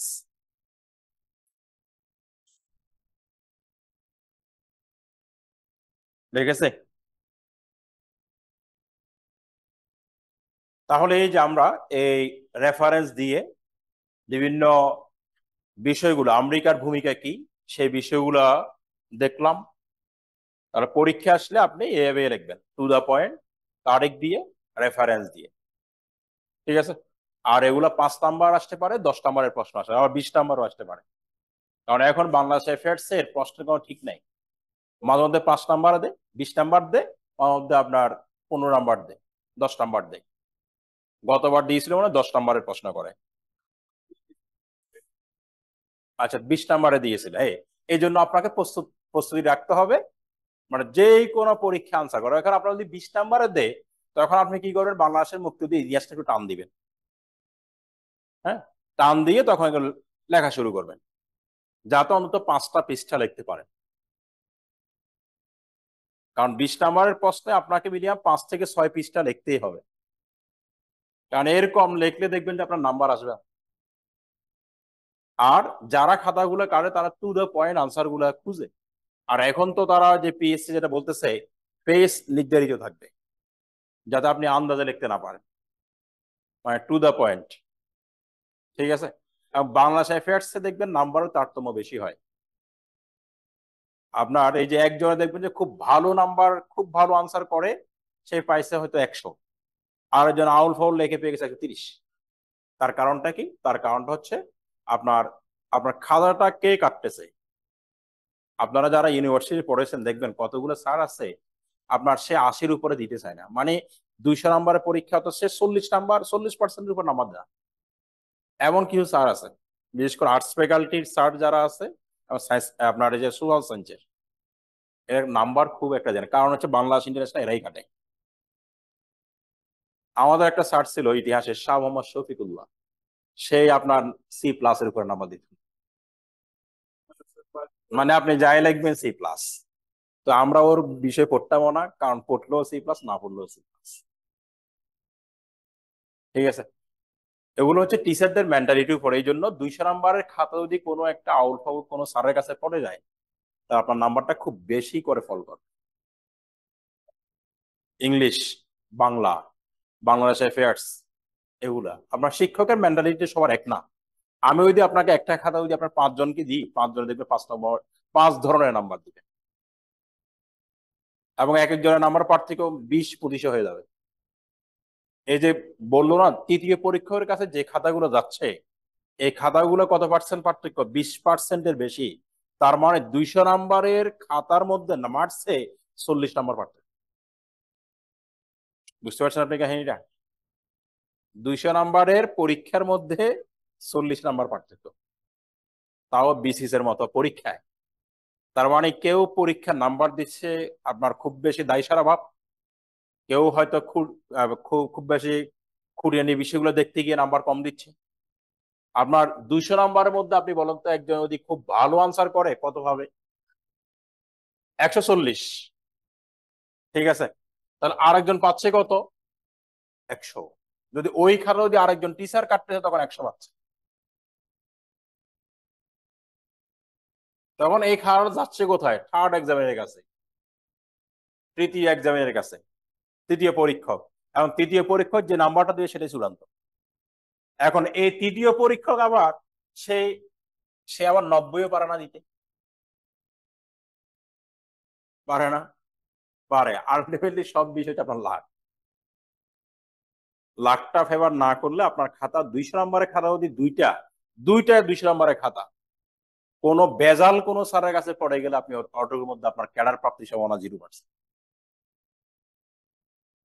বোঝা গেল? এই জন্য ক্যাডার হওয়া না হওয়া এটা লাখের উপর অনেক কিছু নির্ভর করে। এগুলো তো সবসময় বলে, এগুলো 36 থেকে শুনে আসছি। এটা আমিও 36 থেকে, কিন্তু আরেকটা বিষয় হচ্ছে পিএসসি তে বসে খাটার মতো কাটার ওই পরিজ্ঞান অবস্থা নাই, লোক কই। আপনি আপনি কি পিএসসি তে আপনার যারা চাকরি করে তারা কি নিজের প্রতিষ্ঠানে চাকরি না করে পিএসসি তে যাবে? যাবে? যাবে না। তার লোকবল কই? তার তো লোকবল নাই।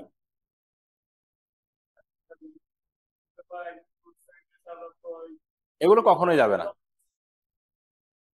ঠিক আছে, ওরা খাতা দেখার জন্য আপনার খাতাতে আপনি দিবেন কত টাকা? একটা খাতা সে 250 টাকা পাবে, 300 টাকা হবে, সে গিয়ে 300 টাকার জন্য ওখানে যাবে? আর 3000 টাকা দিলে তো যাবে না অনেকে। এগুলো যায় কারা? যাদের হচ্ছে ইনকামটা কম। যেমন কিছু কিছু মিনিস্ট্রিতে আপনার কোনো ইনকাম নাই, সংস্কৃতি মন্ত্রণালয়, ধর্ম মন্ত্রণালয়, এগুলাতে সবাই আসতে চায় না। অর্থ মন্ত্রণালয়ে যারা একজন আপনার যুগ্ম সচিব, অতিরিক্ত সচিব, তারা অন্য মন্ত্রণালয়ের সচিবদেরকে পাত্তা দেয় না। ঠিক আছে, এই এবার আসেন আর একটা প্রশ্ন আমরা লিখি, অপারেশন বিগ বার্ড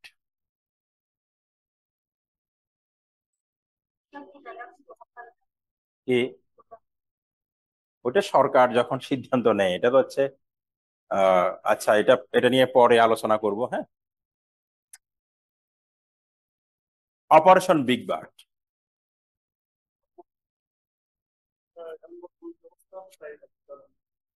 আচ্ছা অপারেশন, এটা একটু পরে আলোচনা করি আমরা, হ্যাঁ। Operation big bird, operation big bird বলতে আমরা কি বুঝি? হ্যাঁ, তাহলে প্রথম লেখে 1971 সালে, 1971 সালে 25 মার্চ, 1971 সালের 25 মার্চ জাতির পিতা বঙ্গবন্ধু শেখ মুজিবুর রহমানকে,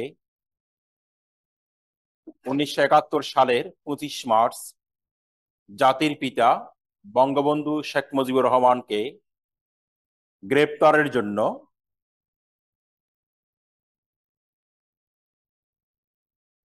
শেখ মুজিবুর রহমানকে গ্রেফতারের জন্য পাকিস্তান বাহিনী কর্তৃক পরিচালিত অপারেশনের নাম হলো অপারেশন বিগ বার্ড। পাকিস্তান বাহিনী কর্তৃক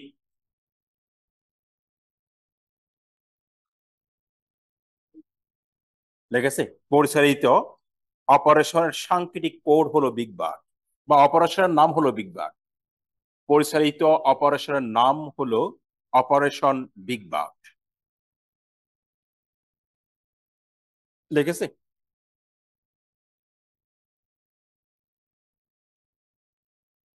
তারপরে এই অপারেশনের দায়িত্ব দেওয়া হয়,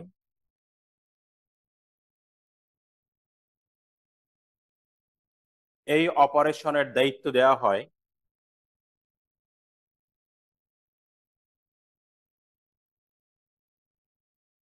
ব্রিগেডিয়ার জহিরুল আলম খানকে, ব্রিগেডিয়ার জহিরুল আলম খানকে।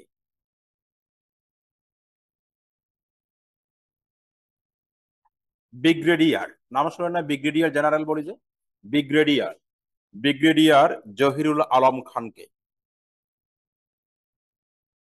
লেগেছে? জহিরুল আলম খান 23 মার্চ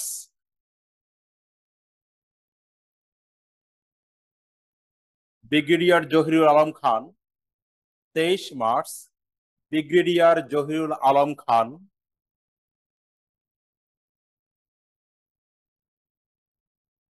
ঢাকায় আসলে মেজর বিল্লাল তাকে প্রধান সামরিক প্রশাসকের কার্যালয়ে নিয়ে যায়।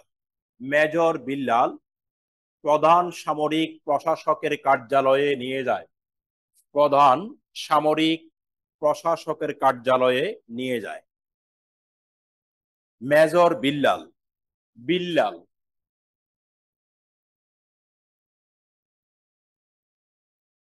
মেজর বিল্লাল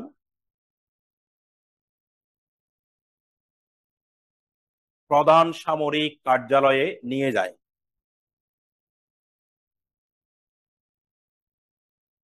সেখানে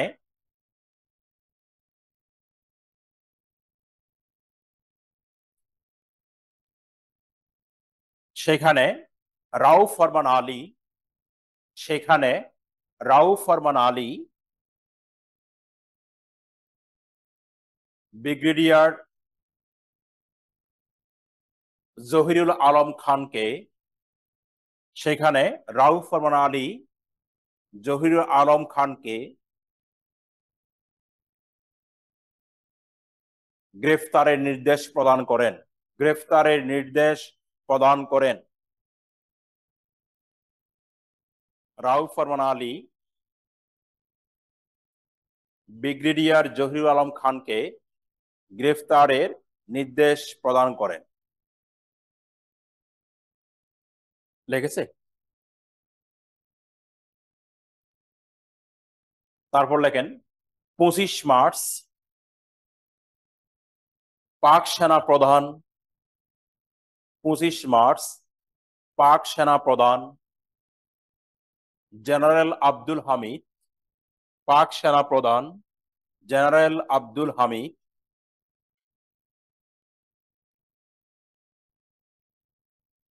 জহিরুল আলম খানকে নির্দেশ দেন শেখ মুজিবকে অবশ্যই জীবিত গ্রেফতার করতে হবে। হ্যাঁ, জহিরুল আলম খানকে জহিরুল আলম খানকে নির্দেশ দেন শেখ মুজিবকে অবশ্যই জীবিত গ্রেফতার করতে হবে।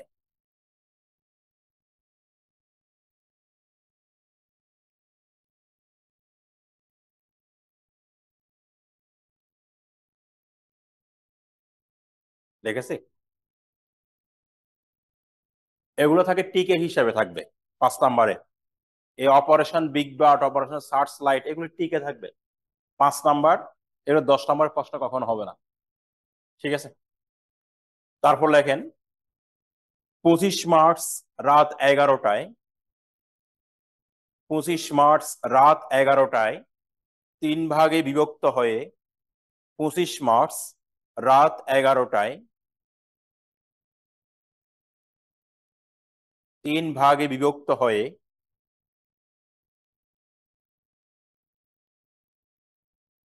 জহিরুল আলম খান ক্যাপ্টেন সাইদকে নিয়ে জহিরুল আলম খান ক্যাপ্টেন সাইদকে নিয়ে ধানমন্ডি 32-এর দিকে অগ্রসর হন। ধানমন্ডি 32-এর দিকে অগ্রসর হন।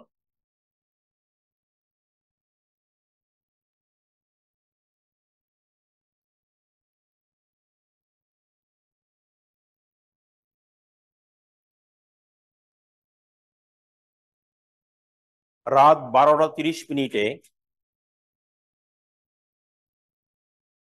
রাত 12টা 30 মিনিটে একটি দল ধানমন্ডি 32-এর ভিতরে ঢুকে একটি দল ধানমন্ডি 32-এর ভিতরে ঢুকে শেখ মুজিবুর রহমানকে গ্রেফতার করে। শেখ মুজিবুর রহমানকে গ্রেফতার করে।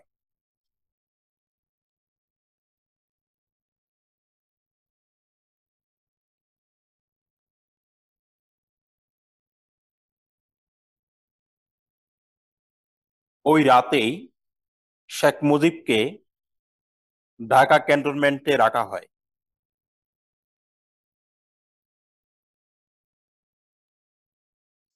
ঢাকা ক্যান্টনমেন্টে রাখা হয়। শেখ মুজিবকে ঢাকা ক্যান্টনমেন্টে রাখা হয় এবং 30 মার্চ করাচিতে নিয়ে যাওয়া হয়। এবং 30 মার্চ করাচিতে নিয়ে যাওয়া হয়।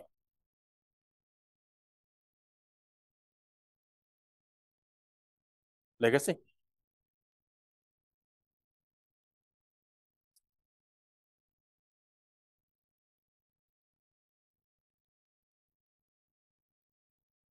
তারপর লেখেন 1971 সাল। আচ্ছা, এটা লিখছেন না? এখানে একটু reference then. The way it ওয়াজ। এটা হচ্ছে বইয়ের লেখককে জহির আলম খান। যিনি গ্রেফতার করছে, ওর বই দা ওয়ে ইট ওয়াজ।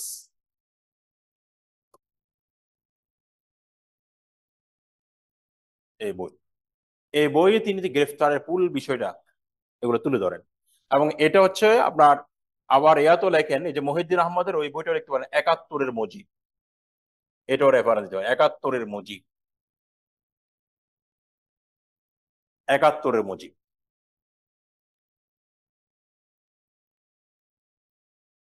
লিখেছে।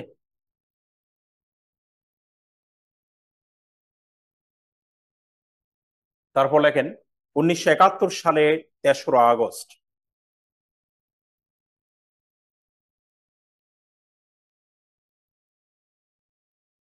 ইয়াহিয়া খান ঘোষণা দেন শেখ মুজিবুর রহমান রাষ্ট্রদ্রোহী এবং তার বিচার হবে। শেখ মুজিবুর রহমান রাষ্ট্রদ্রোহী এবং তার বিচার হবে।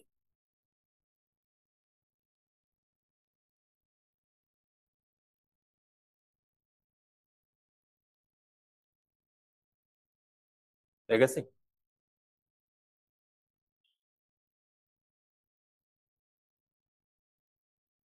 তারপর লেখেন লায়ালপুর জেলের পাশে একটি সামরিক আদালতে 11ই আগস্ট,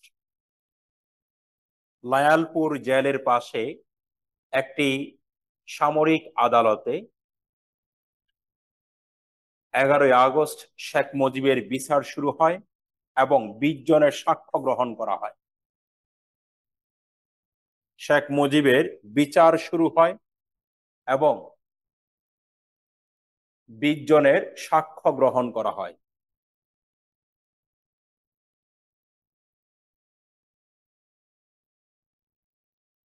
তার বিরুদ্ধে 12টি অভিযোগ ছিল এবং 6টিতে মৃত্যুদণ্ড প্রদান করা হয়।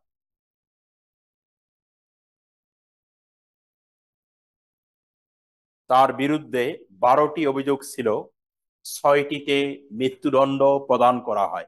লেগেছে?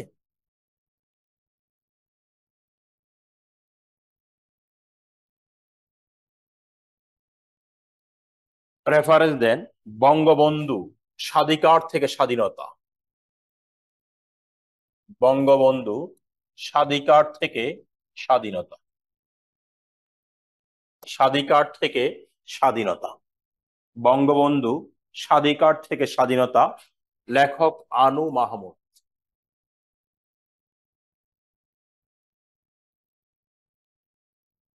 আনু মাহমুদ। স্বাধিকার থেকে স্বাধীনতা, আনু মাহমুদ। লেগেছে? তারপর লেখেন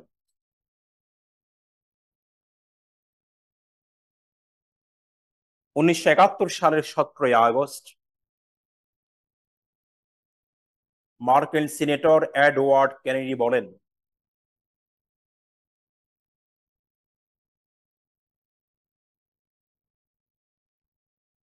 এডওয়ার্ড কেনেডি বলেন শেখ মুজিবের গোপন বিচার করা আন্তর্জাতিক আইনের পরিপন্থী।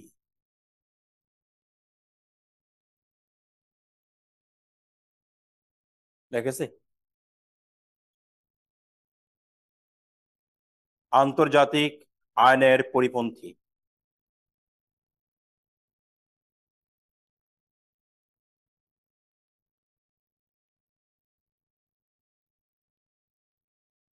লেগেছে? আইনের পরিপন্থী লিখেছি। তারপর লেখেন 17 সেপ্টেম্বর সোভিয়েত রাশিয়ার প্রেসিডেন্ট নিকোলাই পোদগোর্নি ইয়াহিয়া খানকে হুঁশিয়ার করে বলেন, নিকোলাই পোদগোর্নি নাম তো শুনেছি আমরা, তাই না? নিকোলাই পোদগোর্নি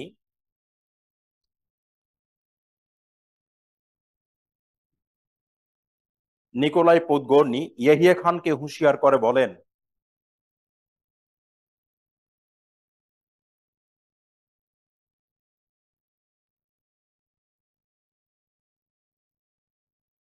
জুডিশিয়াল কিলিং এর মাধ্যমে যদি শেখ মুজিবের বিচার হয়,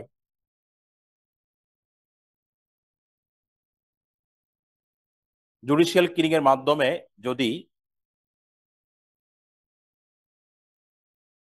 কিলিং এর মাধ্যমে যদি শেখ মুজিবকে ফাঁসি দেওয়া হয়, তাহলে এর পরিণতি হবে ভয়াবহ।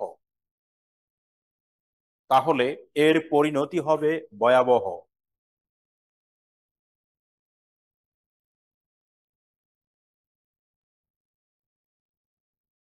এর পরিণতি হবে ভয়াবহ লিখেছি।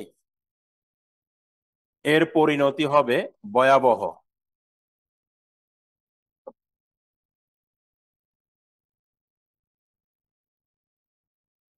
হ্যাঁ, লেখা হলো।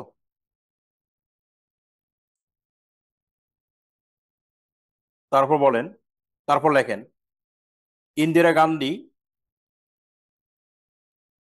26টি দেশের রাষ্ট্রপ্রধানদের কাছে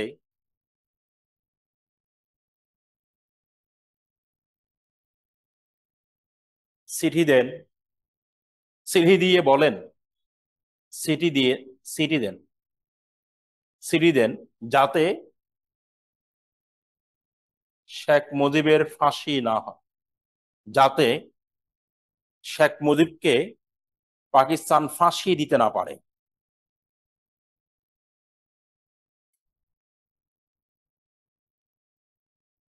ফাঁসি দিতে না পারে দেখেছি।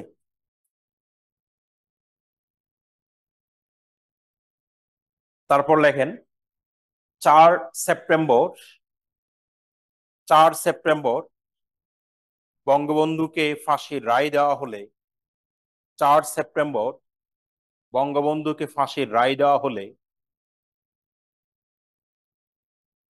আদালতে বঙ্গবন্ধু বলেন,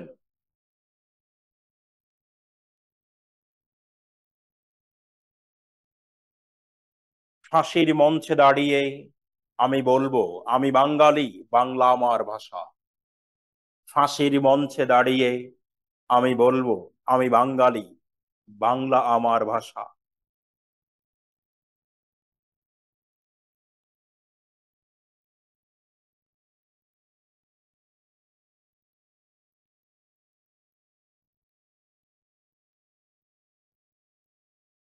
লিখেছে, বাংলা আমার ভাষা। তিনি আরো বলেন, তোমরা আমাকে জুডিশিয়াল কিলিং এ হত্যা করতে পারো, তবে মনে রাখবে আমার রক্তের উপর দিয়ে প্রতিষ্ঠিত হবে স্বাধীন বাংলাদেশ। তিনি আরো বলেন, তোমরা আমাকে জুডিশিয়াল কিলিং এর মাধ্যমে হত্যা করতে পারো, তবে মনে রাখবে আমার রক্তের উপর দিয়ে রচিত হবে স্বাধীন বাংলাদেশ। তবে মনে রাখবে আমার রক্তের উপর দিয়ে রচিত হবে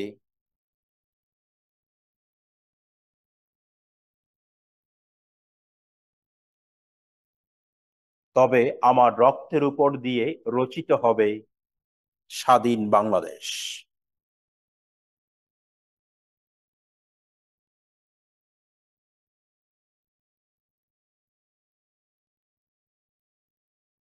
লিখেছে। তারপর লেখেন, 21 ডিসেম্বর জুলফিকার আলী ভুট্টো পাকিস্তানের প্রেসিডেন্ট হিসেবে শপথ গ্রহণ করার পরে 21 ডিসেম্বর জুলফিকার আলী ভুট্টো পাকিস্তানের প্রেসিডেন্ট হিসেবে শপথ গ্রহণ করার পরে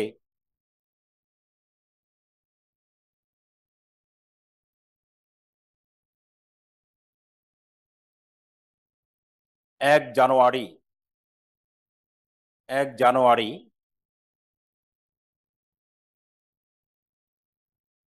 বঙ্গবন্ধুকে মুক্তি দেন। বঙ্গবন্ধুকে 1 জানুয়ারি বঙ্গবন্ধুকে মুক্তির কথা ঘোষণা করেন। মুক্তির কথা ঘোষণা করেন।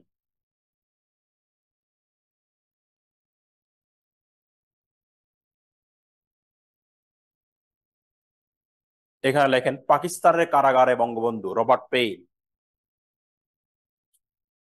পাকিস্তানের কারাগারে বঙ্গবন্ধু। বইয়ের মূল নাম হচ্ছে আপনার কি নাম? মেসাকার। এই মেসাকার বইয়ের ইংরেজি অনুবাদক হচ্ছে আমাদের ওবায়দুল কাদের, আওয়ামী লীগের সাধারণ সম্পাদক। আর তিনি এই বইয়ের নাম দিয়েছেন পাকিস্তানের কারাগারে বঙ্গবন্ধু।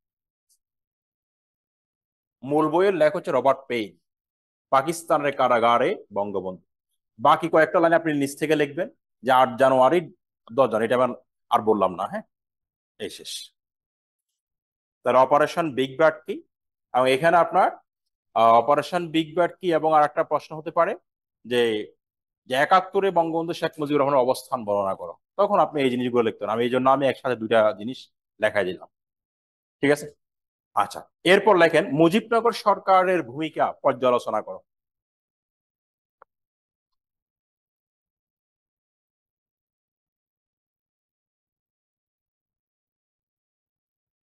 আর এখান থেকে একটা প্রশ্ন হয় আপনার বঙ্গবন্ধু শেখ মুজিবুর রহমানের কি বলে এটা, 10 জানুয়ারি বঙ্গবন্ধু শেখ মুজিবুর রহমানের স্বদেশ প্রত্যাবর্তনের তাৎপর্য।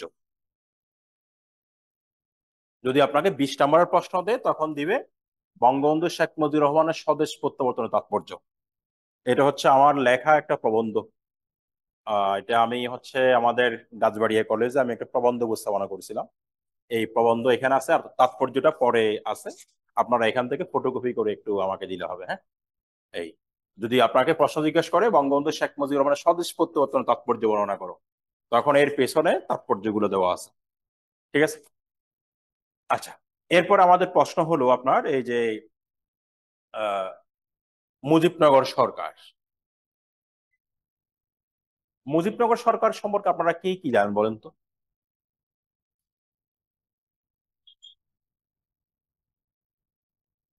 হুম। নির্বাচন, নভেম্বর এবং ডিসেম্বরের মধ্যে যে নির্বাচনে তারা হচ্ছে তৈরি হয় আমাদের পূর্ব পাকিস্তান প্রাদেশিক পরিষদ এবং গণপরিষদ থেকে আওয়ামী লীগের যারা তৈরি হয় তারা 10 এপ্রিল। আচ্ছা, এবার আমি বলি বঙ্গবন্ধু শেখ মুজিবুর রহমান আপনার ফেব্রুয়ারি মাসের শেষে এবং মার্চ মাসের প্রথম দিকে পর্যন্ত মার্কিন যুক্তরাষ্ট্রের সহযোগিতা পাওয়ার কথা তিনি প্রত্যাশা করেছিলেন, কিন্তু তাদের কাছ থেকে বঙ্গবন্ধু আশানুরূপ কোনো সহযোগিতা পান নাই। তারপর বঙ্গবন্ধু শেখ মুজিবুর রহমান পরবর্তীতে তিনি সাহায্য প্রার্থনা করেন ভারতের দিকে, তিনি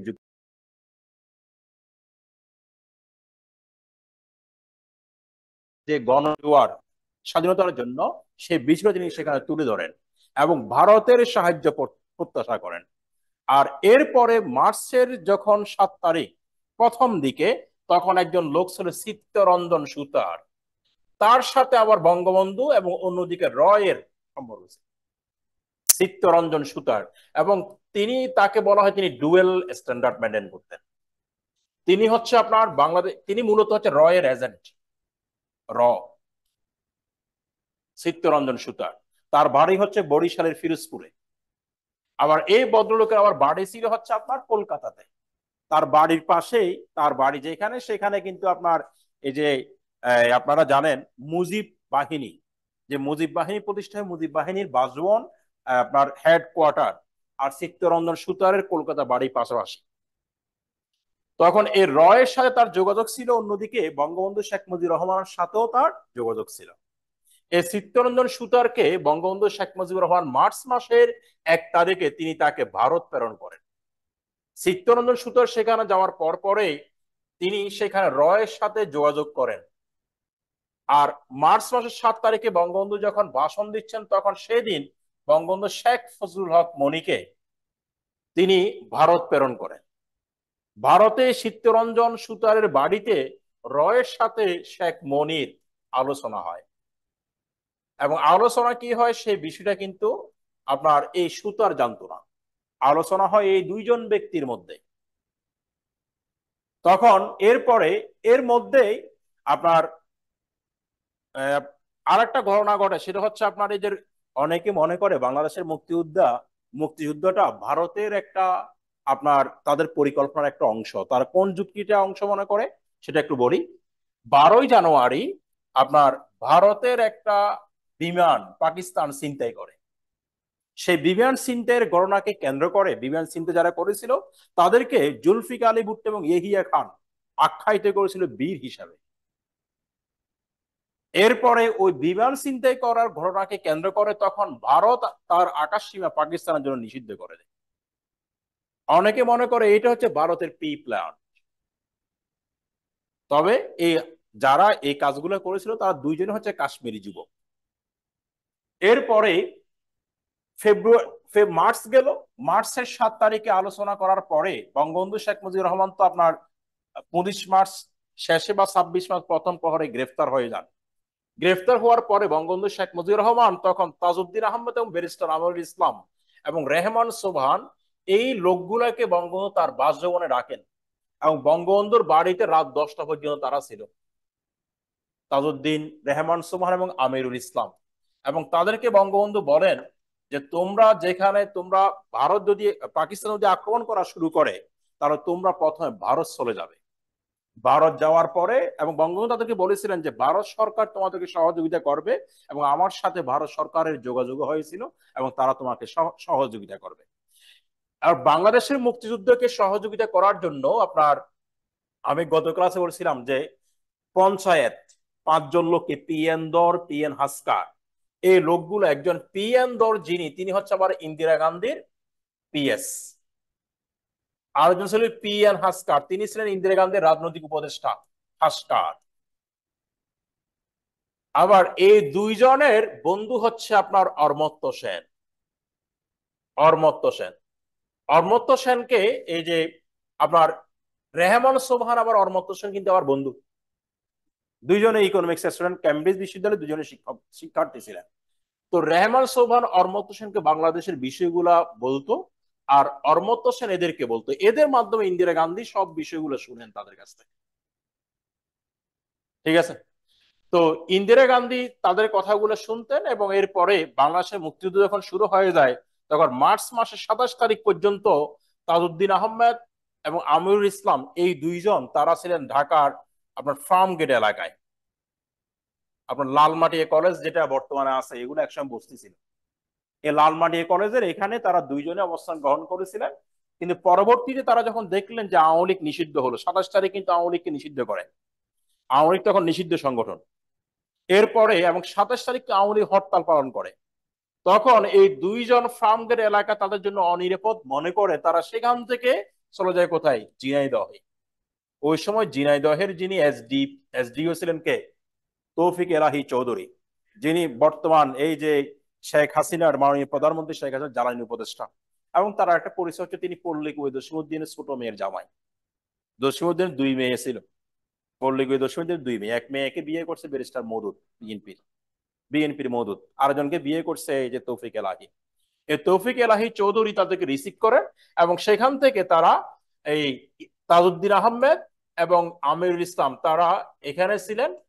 এরপর সেখান থেকে তারা বিএসএফ এর একজন লোককে তারা আপনার একটা চিঠি পাঠান রুস্তমজির কাছে। তিনি চিঠি দেন, তিনি বিএসএফ এর প্রধান। রুস্তমজির কাছে চিঠি দিয়ে বলেন যে এরা হচ্ছে বাংলাদেশের বঙ্গবন্ধুর অবর্তমানে বাংলাদেশের সর্বোচ্চ নেতা, এবং স্বাধীনতার সংগ্রামের তারা বাংলাদেশে এই মুহূর্তে তারা নীতি নির্ধারণ করতেছে। আপনারা যদি অনুমতি প্রদান করেন তাহলে তারা আপনাদের দেশে প্রবেশ করবে। তখন রুস্তমজি তিনি স্বয়ং কলকাতা আসলেন। আসার পরে তাদের সাথে কথা বললেন। কথা বলার পরে পরের দিন এপ্রিল মাসের 1 তারিখে এই দুইজনকে নিয়ে রাশিয়ার একটা বিমানে করে ইন্দিরা গান্ধীর কাছে চলে যান। এপ্রিল মাসের 4 তারিখে তখন ইন্দিরা গান্ধীর সাথে তাজউদ্দিনের বৈঠক হয়। তখন ইন্দিরা গান্ধী তাজউদ্দিনকে বলে ভারত আপনাদেরকে তখনই সাহায্য করবে যদি আপনারা আমাদেরকে যদি বলেন যে আপনারা একটা সরকার গঠন করবেন, যেই সরকারই একটা যুদ্ধকে পরিচালনা করবে। এই সরকার গঠন করা মানে হচ্ছে পাকিস্তানে বর্তমান যে সরকার আছে সেই সরকারকে আমরা মানছি না। আমরা নতুন রাষ্ট্র, নতুন সরকার গঠন করছি, এই সরকারের অধীনে রাষ্ট্র পরিচালিত হবে। তখন আমরা সহযোগিতার বিষয়টা ভেবে দেখব।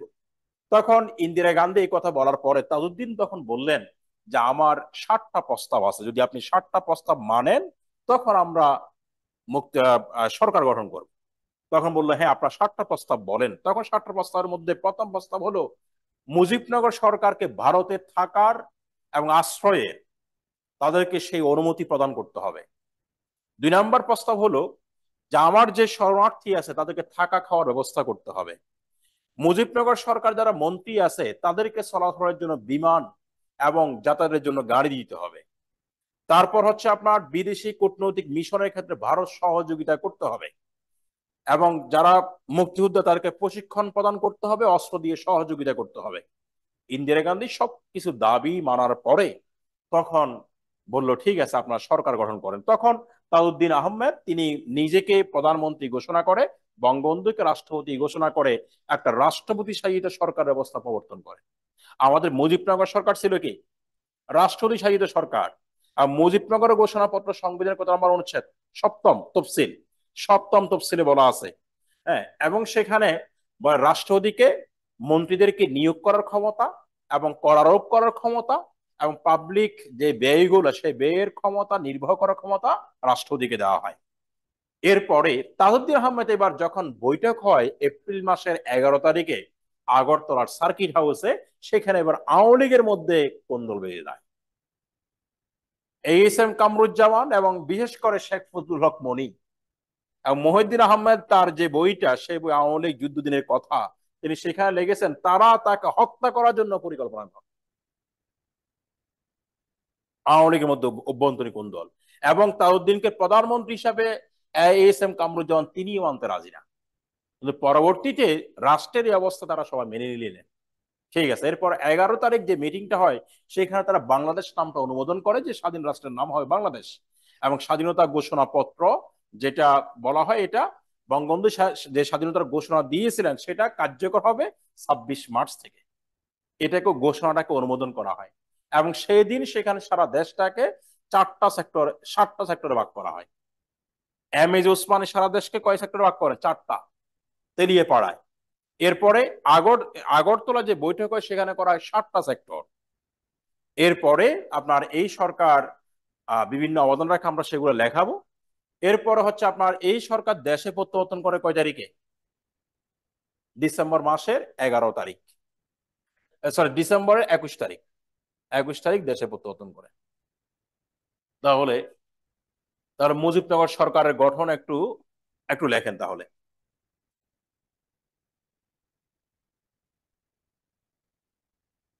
প্রথমের যে বিষয়টা বললাম যে চিত্তরঞ্জন সুতারের কথা, ও বিষয়গুলো আমরা রেফারেন্স দিয়ে একটু লিখবেন।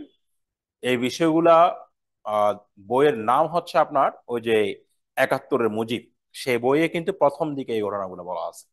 71-এর মুজিব লেখেন তাহলে। 1971 সালে বাংলাদেশের মুক্তিযুদ্ধকে সুন্দরভাবে পরিচালনা করার জন্য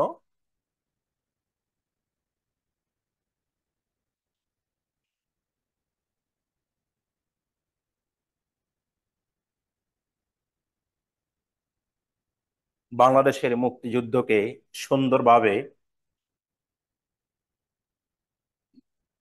পরিচালিত করার জন্য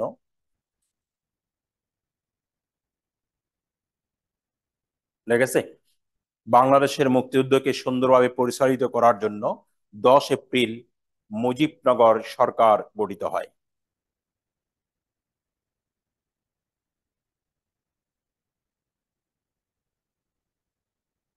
সরকার গঠিত হয়।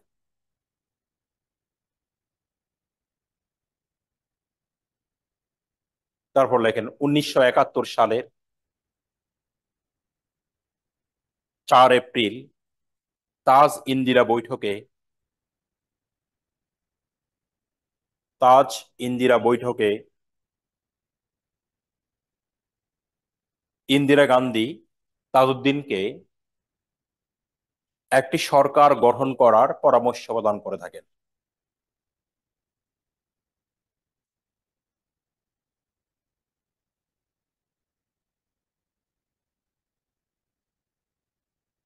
পরামর্শ, একটি সরকার গঠন করার পরামর্শ দেন। লেগেছে? একটি সরকার গঠন করার পরামর্শ প্রদান করেন।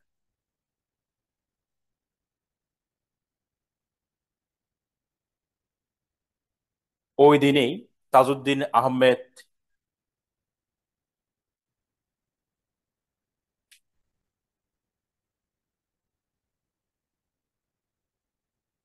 ছয়জন ছয়জনকে নিয়ে মন্ত্রিসভা গঠন করে। ছয়জনকে নিয়ে মন্ত্রিসভা গঠন করে।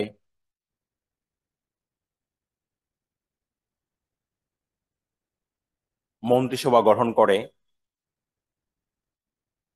মুজিবনগর সরকার গঠন করে। ছয়জন মন্ত্রীকে নিয়ে মুজিবনগর সরকার গঠন করে। ছয়জন মন্ত্রীকে নিয়ে ছয়জন মন্ত্রীকে নিয়ে মুজিবনগর সরকার গঠন করে।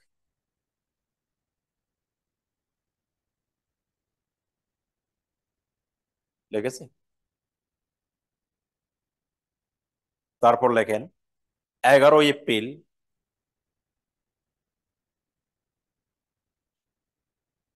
এই সরকারের প্রথম বৈঠক অনুষ্ঠিত হয় আগরতলার সার্কিট হাউসে।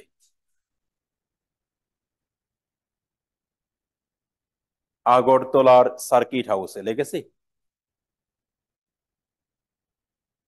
আগরতলার সার্কিট হাউসে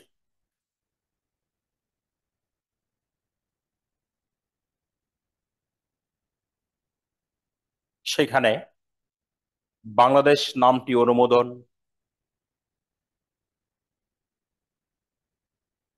বাংলাদেশ নামটি অনুমোদন, মুক্তিবাহিনী গঠন ও সারা দেশকে মুক্তিবাহিনী গঠন সারা দেশকে 7টি সেক্টরে বিভক্ত করে, 7টি সেক্টরে বিভক্ত করা হয়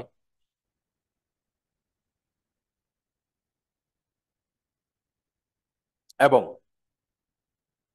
জাতির পিতার স্বাধীনতার ঘোষণাটি অনুমোদন করা হয়।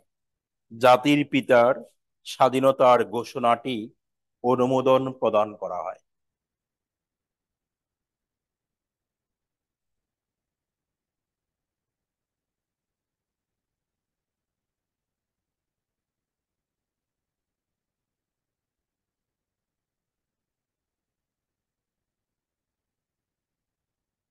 লিখেছি?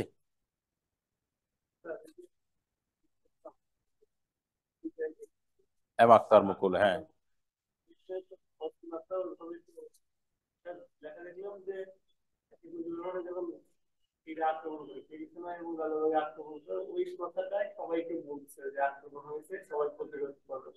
ওটা ছিল এটাই যে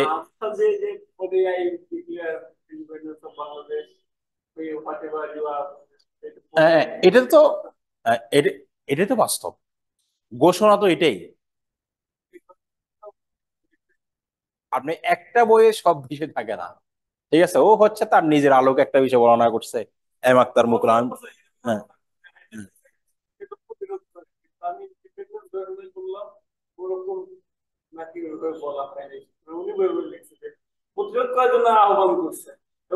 এখন বিষয়টা তো আমার সংবিধানে অন্তর্ভুক্ত করা হয়েছে।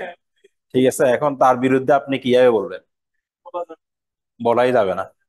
আর এটা হচ্ছে আপনার,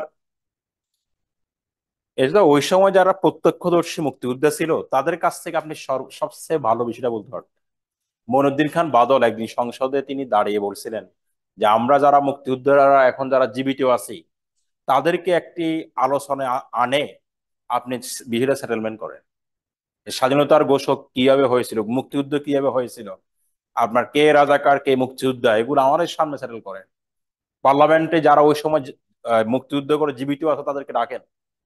এটা যখন ওই একজন সংসদ যখন জিয়া রহমানকে মুক্তিযুদ্ধ রাজাকার বলছে, তখন তিনি সংসদে দাঁড়িয়ে কথাটা বলেছিলেন যে কে রাজাকার কে মুক্তিযোদ্ধা সেটা আমরা যারা জীবিত আছে আমাদেরকে জিজ্ঞেস করে। তখন তিনি বলেছিলেন যে ক্রমাগত অশ্রদ্ধা এই জাতিকে ধ্বংসের দ্বার প্রান্তে নিয়ে গেছে। মানে উনি বললেন যে একজন ব্যক্তি বিরোধিতা করতে হবে, তাই বলে একজন মুক্তিযোদ্ধাকে আপনি রাজাকার বানায় ফেলবেন? হ্যাঁ, ওইটা তিনি বিরোধিতা করছিলেন, মনিউদ্দিন খান বাদল। সংসদে তিনি কিন্তু আপনার খুব মানে বলিষ্ঠ একজন কণ্ঠস্বর ছিলেন। চট্টগ্রাম 10-এর এই যে কালুরঘাট এলাকা, বোয়ালখালীর এমপি।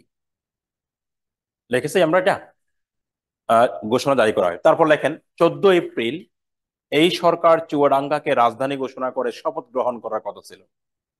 14 এপ্রিল এই সরকার চুয়াডাঙ্গাকে রাজধানী ঘোষণা করে সেখানে শপথ গ্রহণ করার কথা ছিল। স্বাধীন বাংলাদেশের প্রথম রাজধানী ঘোষণা করা হয় কোন জেলাকে? চুয়াডাঙ্গা। কিন্তু সেখানে কি করা হয়? পাকিস্তান বাহিনী বোমা বর্ষণ করে, যার কারণে চুয়াডাঙ্গায় শপথ অনুষ্ঠান হয়নি। হ্যাঁ, লেগেছে। চুয়াডাঙ্গাকে রাজধানী ঘোষণা করে সেখানে শপথ গ্রহণ করার কথা ছিল, কিন্তু পাক বাহিনী সেখানে বোমা বর্ষণ করার কারণে সেখানে আর শপথ অনুষ্ঠান অনুষ্ঠিত হয়নি।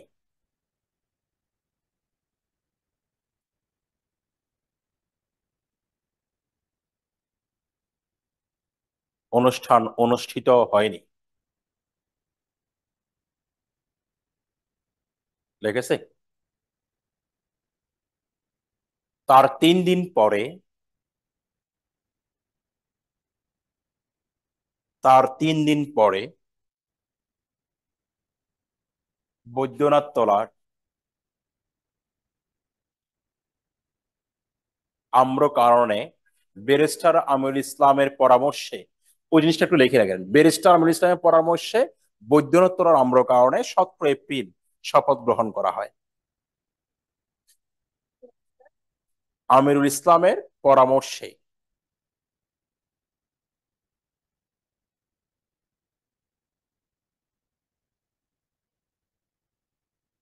ব্যারিস্টার আমিরুল ইসলামের পরামর্শে আপনার 17 এপ্রিল বৈদ্যনাথ তলার আম্র কারণে শপথ গ্রহণ করে।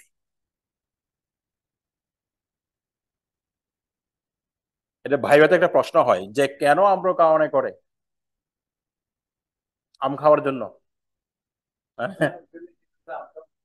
প্রথম বিষয় হচ্ছে আপনার যখন চুয়াডাঙ্গাকে রাজধানী ঘোষণা করে সেখানে বোমাবর্ষণ করে, এর উপর পাকিস্তান খুঁজতেছে যে এরা কোথাও না কোথায় শপথ গ্রহণ অনুষ্ঠান করতেছে, তখন উপর থেকে আমের গাছের কারণে নিচে আর দেখা যাবে না। 1 নম্বর বিষয়। 2 নম্বর হচ্ছে আপনার মেহেরপুর তখন পর্যন্ত শত্রু মুক্ত ছিল, আর মেহেরপুর থেকে আপনার এই যে ভারতে পাড়ি দেওয়া সহজ। ঠিক আছে, সীমান্তে, সে একবার সীমান্তে। তারপর আরেকটা ঐতিহাসিক কারণ ছিল 1757 সালে নবাব সিরাজউদ্দৌলার পতন হয় এই আম্র কারণে। মনে করা হয় যে আম্র কারণে বাংলার স্বাধীনতা সূর্য 190 বছরের জন্য অস্তমিত হলো, সেখান থেকে আবার উদিত হবে, সে প্রত্যয় ব্যক্ত করে আম্র কারণে শপথ গ্রহণ করা হয়। আম্র কারণে শপথ গ্রহণ করা হয়, লিখেছে। তাহলে শপথ গ্রহণ অনুষ্ঠান কয় তারিখে হয়?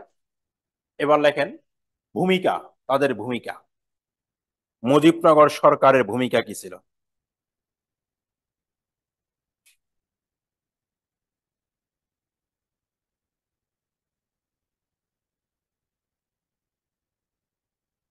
লিখেছে। এরপর লেখেন ভূমিকা 1, মুক্তিযুদ্ধের ঘোষণা ও আনুষ্ঠানিকতা প্রধান। ভূমিকা, আমি জাস্ট পয়েন্টগুলো লিখে দিচ্ছি।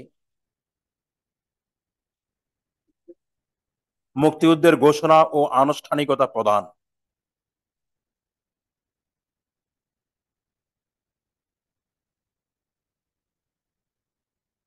আনুষ্ঠানিকতা প্রধান, লিখেছি। তারপর 2, মুক্তিবাহিনী সংগঠন ও সমন্বয়। 2 নম্বর, মুক্তিবাহিনী সংগঠন ও সমন্বয়, লিখেছি। তারপর লেখেন সর্বদলীয় উপদেষ্টা পরিষদ গঠন। এটা 8 সেপ্টেম্বর 9 জনকে নিয়ে। হ্যাঁ,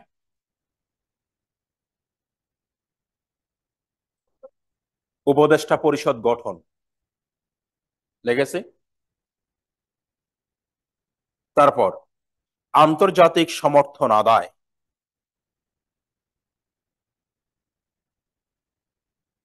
আন্তর্জাতিক সমর্থন আদায়। তারপর লেখেন ভারত সরকার ও সেনাবাহিনীর সঙ্গে সম্পর্ক স্থাপন, ভারত সরকার ও সেনাবাহিনীর সাথে সম্পর্ক স্থাপন।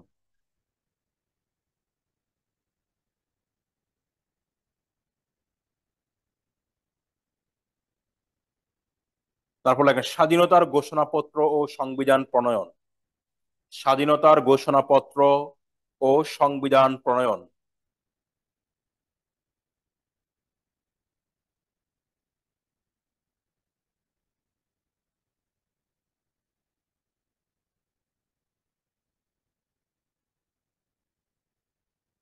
গেরিলা বাহিনী গঠন,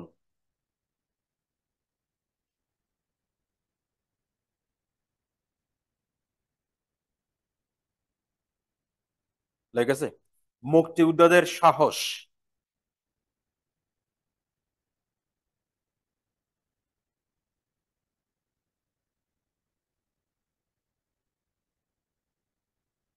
ও উৎসাহ প্রদান। তারপর মুক্তিযুদ্ধের প্রসার ও প্রসারের ব্যবস্থা, মুক্তিযুদ্ধের প্রসার ও প্রসারের ব্যবস্থা।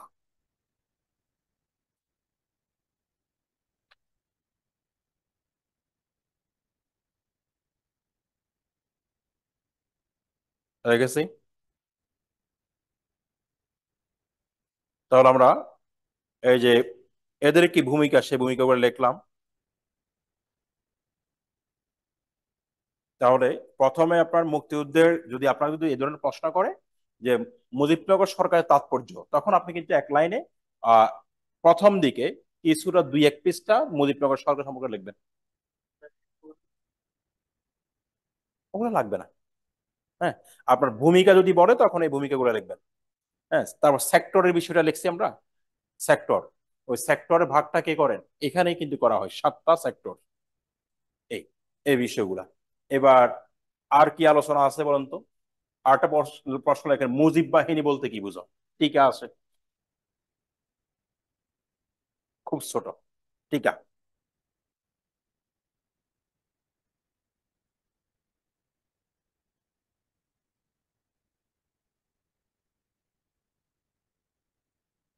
ঠিক আছে।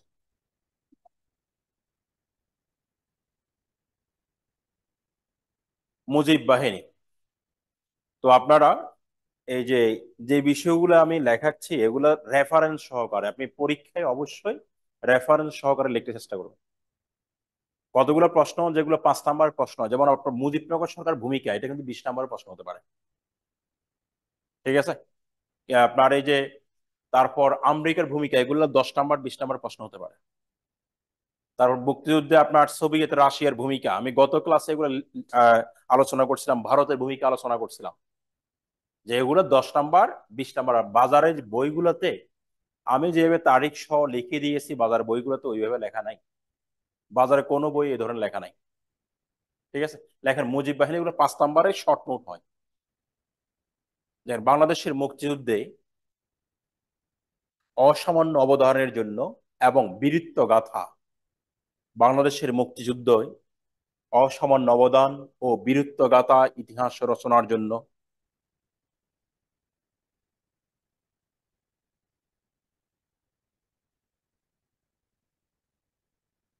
ও বীরত্ব গাথা অবদানের জন্য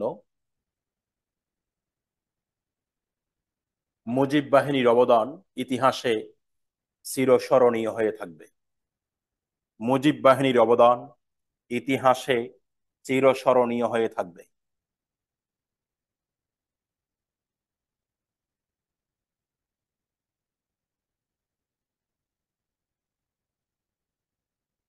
হ্যাঁ, দেখেছি।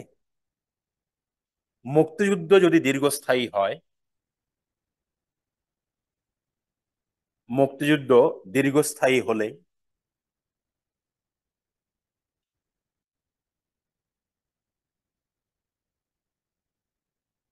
যাতে চরমপন্থীদের হাতে ক্ষমতা না যায়, চরমপন্থীদের নেতৃত্বে, চরমপন্থীরা যাতে নেতৃত্বে আসতে না পারে, চরমপন্থীরা যাতে নেতৃত্বে আসতে না পারে, সেই জন্য সেই জন্য না পারে সেই জন্য মুজিব বাহিনী গঠিত হয়।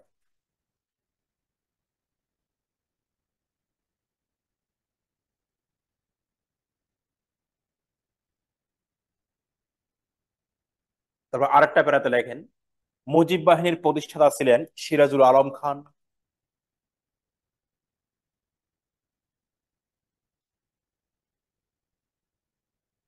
শেখ ফজলুল হক মনি। প্রতিষ্ঠাতা ছিলেন সিরাজুল আলম খান, শেখ ফজলুল হক মনি, আব্দুর রাজ্জাক, তোফায়েল আহমেদ, আব্দুর রাজ্জাক, তোফায়েল আহমেদ,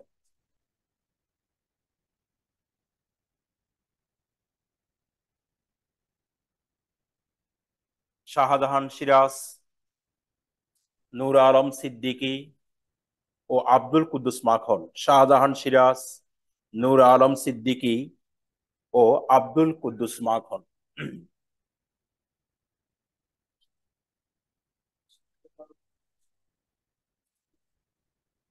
আরিফ আজাদ, শাহজাহান সিরাজ, শাহজাহান সিরাজ।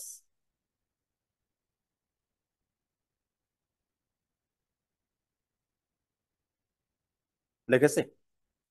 তারপর লেখেন, মুজিব বাহিনী গঠিত হয় মুক্তিযুদ্ধের শেষে এবং এদের প্রশিক্ষণ দেওয়া হয় ভারতের দেরাদুনে। এদের প্রশিক্ষণ দেওয়া হয় ভারতের দেরাদুন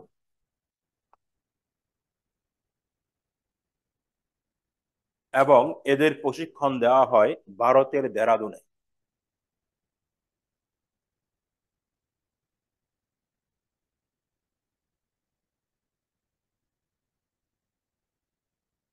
আর এদের প্রশিক্ষক ছিলেন সুজান সিং ওবান।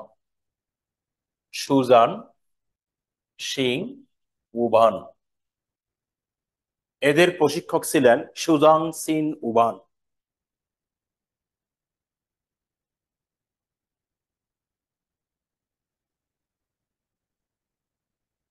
লেগেছে? তারপর লেখেন, 250 জন করে মোট 10,000 সদস্যকে নিয়ে মুজিব বাহিনী গঠিত, প্রশিক্ষণ দেওয়া হয়।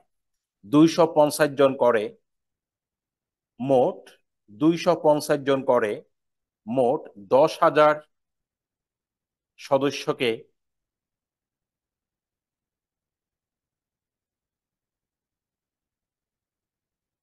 প্রশিক্ষণ দেওয়া হয়।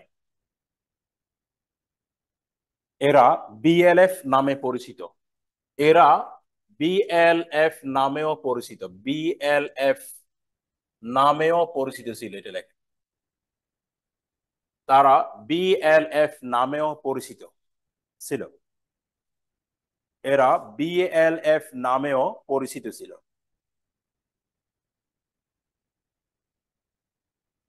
দেখেছি?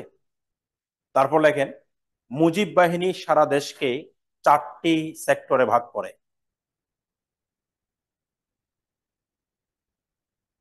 4টি অঞ্চল লেখেন, সেক্টর না, অঞ্চল লেখেন। সরি, মুজিব বাহিনী, হ্যাঁ, মুজিব বাহিনী সারা দেশকে 4টি সেক্টরে ভাগ করে।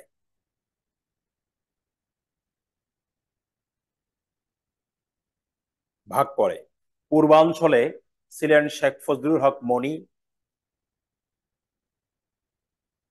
পূর্বাঞ্চলে ছিলেন শেখ ফজলুল হক মনি। লিখেছি? উত্তরাঞ্চলে ছিলেন সিরাজুল আলম খান। পূর্বাঞ্চলে শেখ ফজলুল হক মনি, উত্তরাঞ্চলে ছিলেন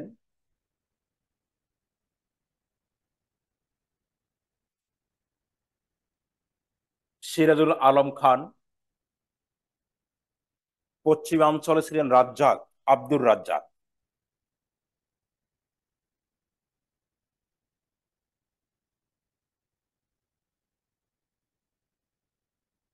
লিখেছি। আব্দুর রাজ্জাক। দক্ষিণাঞ্চলের কমান্ডার ছিলেন তোফায়েল আহমেদ, এবং দক্ষিণাঞ্চলে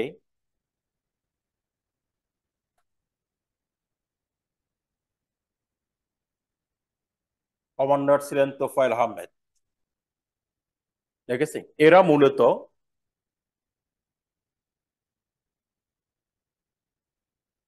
বামপন্থীদের চরম বিরোধী। এরা মূলত বামপন্থীদের চরম বিরোধী ছিল।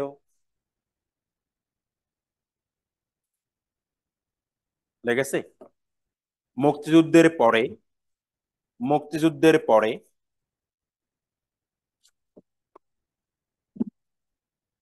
মুক্তিযুদ্ধের পরে তারা রক্ষী বাহিনীর সাথে সহায়ক ফোর্স হিসেবে কাজ করেছিল।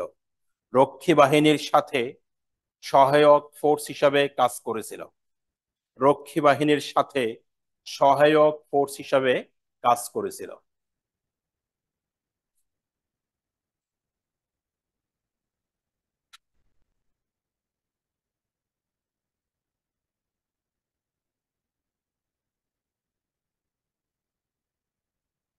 লিখেছি।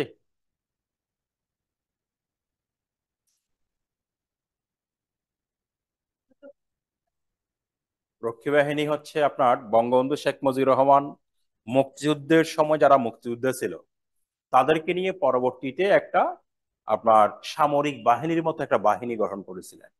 এটাকে বলা হয় রক্ষী বাহিনী। এবং অনেকে মনে করে বঙ্গবন্ধু হত্যার পিছনে এই রক্ষী বাহিনীরও একটা ভূমিকা ছিল, কারণ সেনাবাহিনী আর রক্ষী বাহিনী তার দুইজনেই পরস্পরে মুখোমুখি অবস্থান নিয়েছে। সেনাবাহিনী মনে করেছিল, সেনাবাহিনীকে একটা গুজব রটিয়ে দিল যে রক্ষী বাহিনী গঠন করা হয়েছে সেনাবাহিনীকে বাদ দিয়ে বিকল্প একটা বাহিনী গঠন করতে। তখন সেনাবাহিনীর সাথে রক্ষী বাহিনীর বিভিন্ন জায়গায় মতবিরোধ শুরু হয়। ঠিক আছে। তবে এই রক্ষী বাহিনী কিন্তু আবার বঙ্গবন্ধু যখন হত্যা হলো, কর্নেল ফারুক নাম শুনেছেন?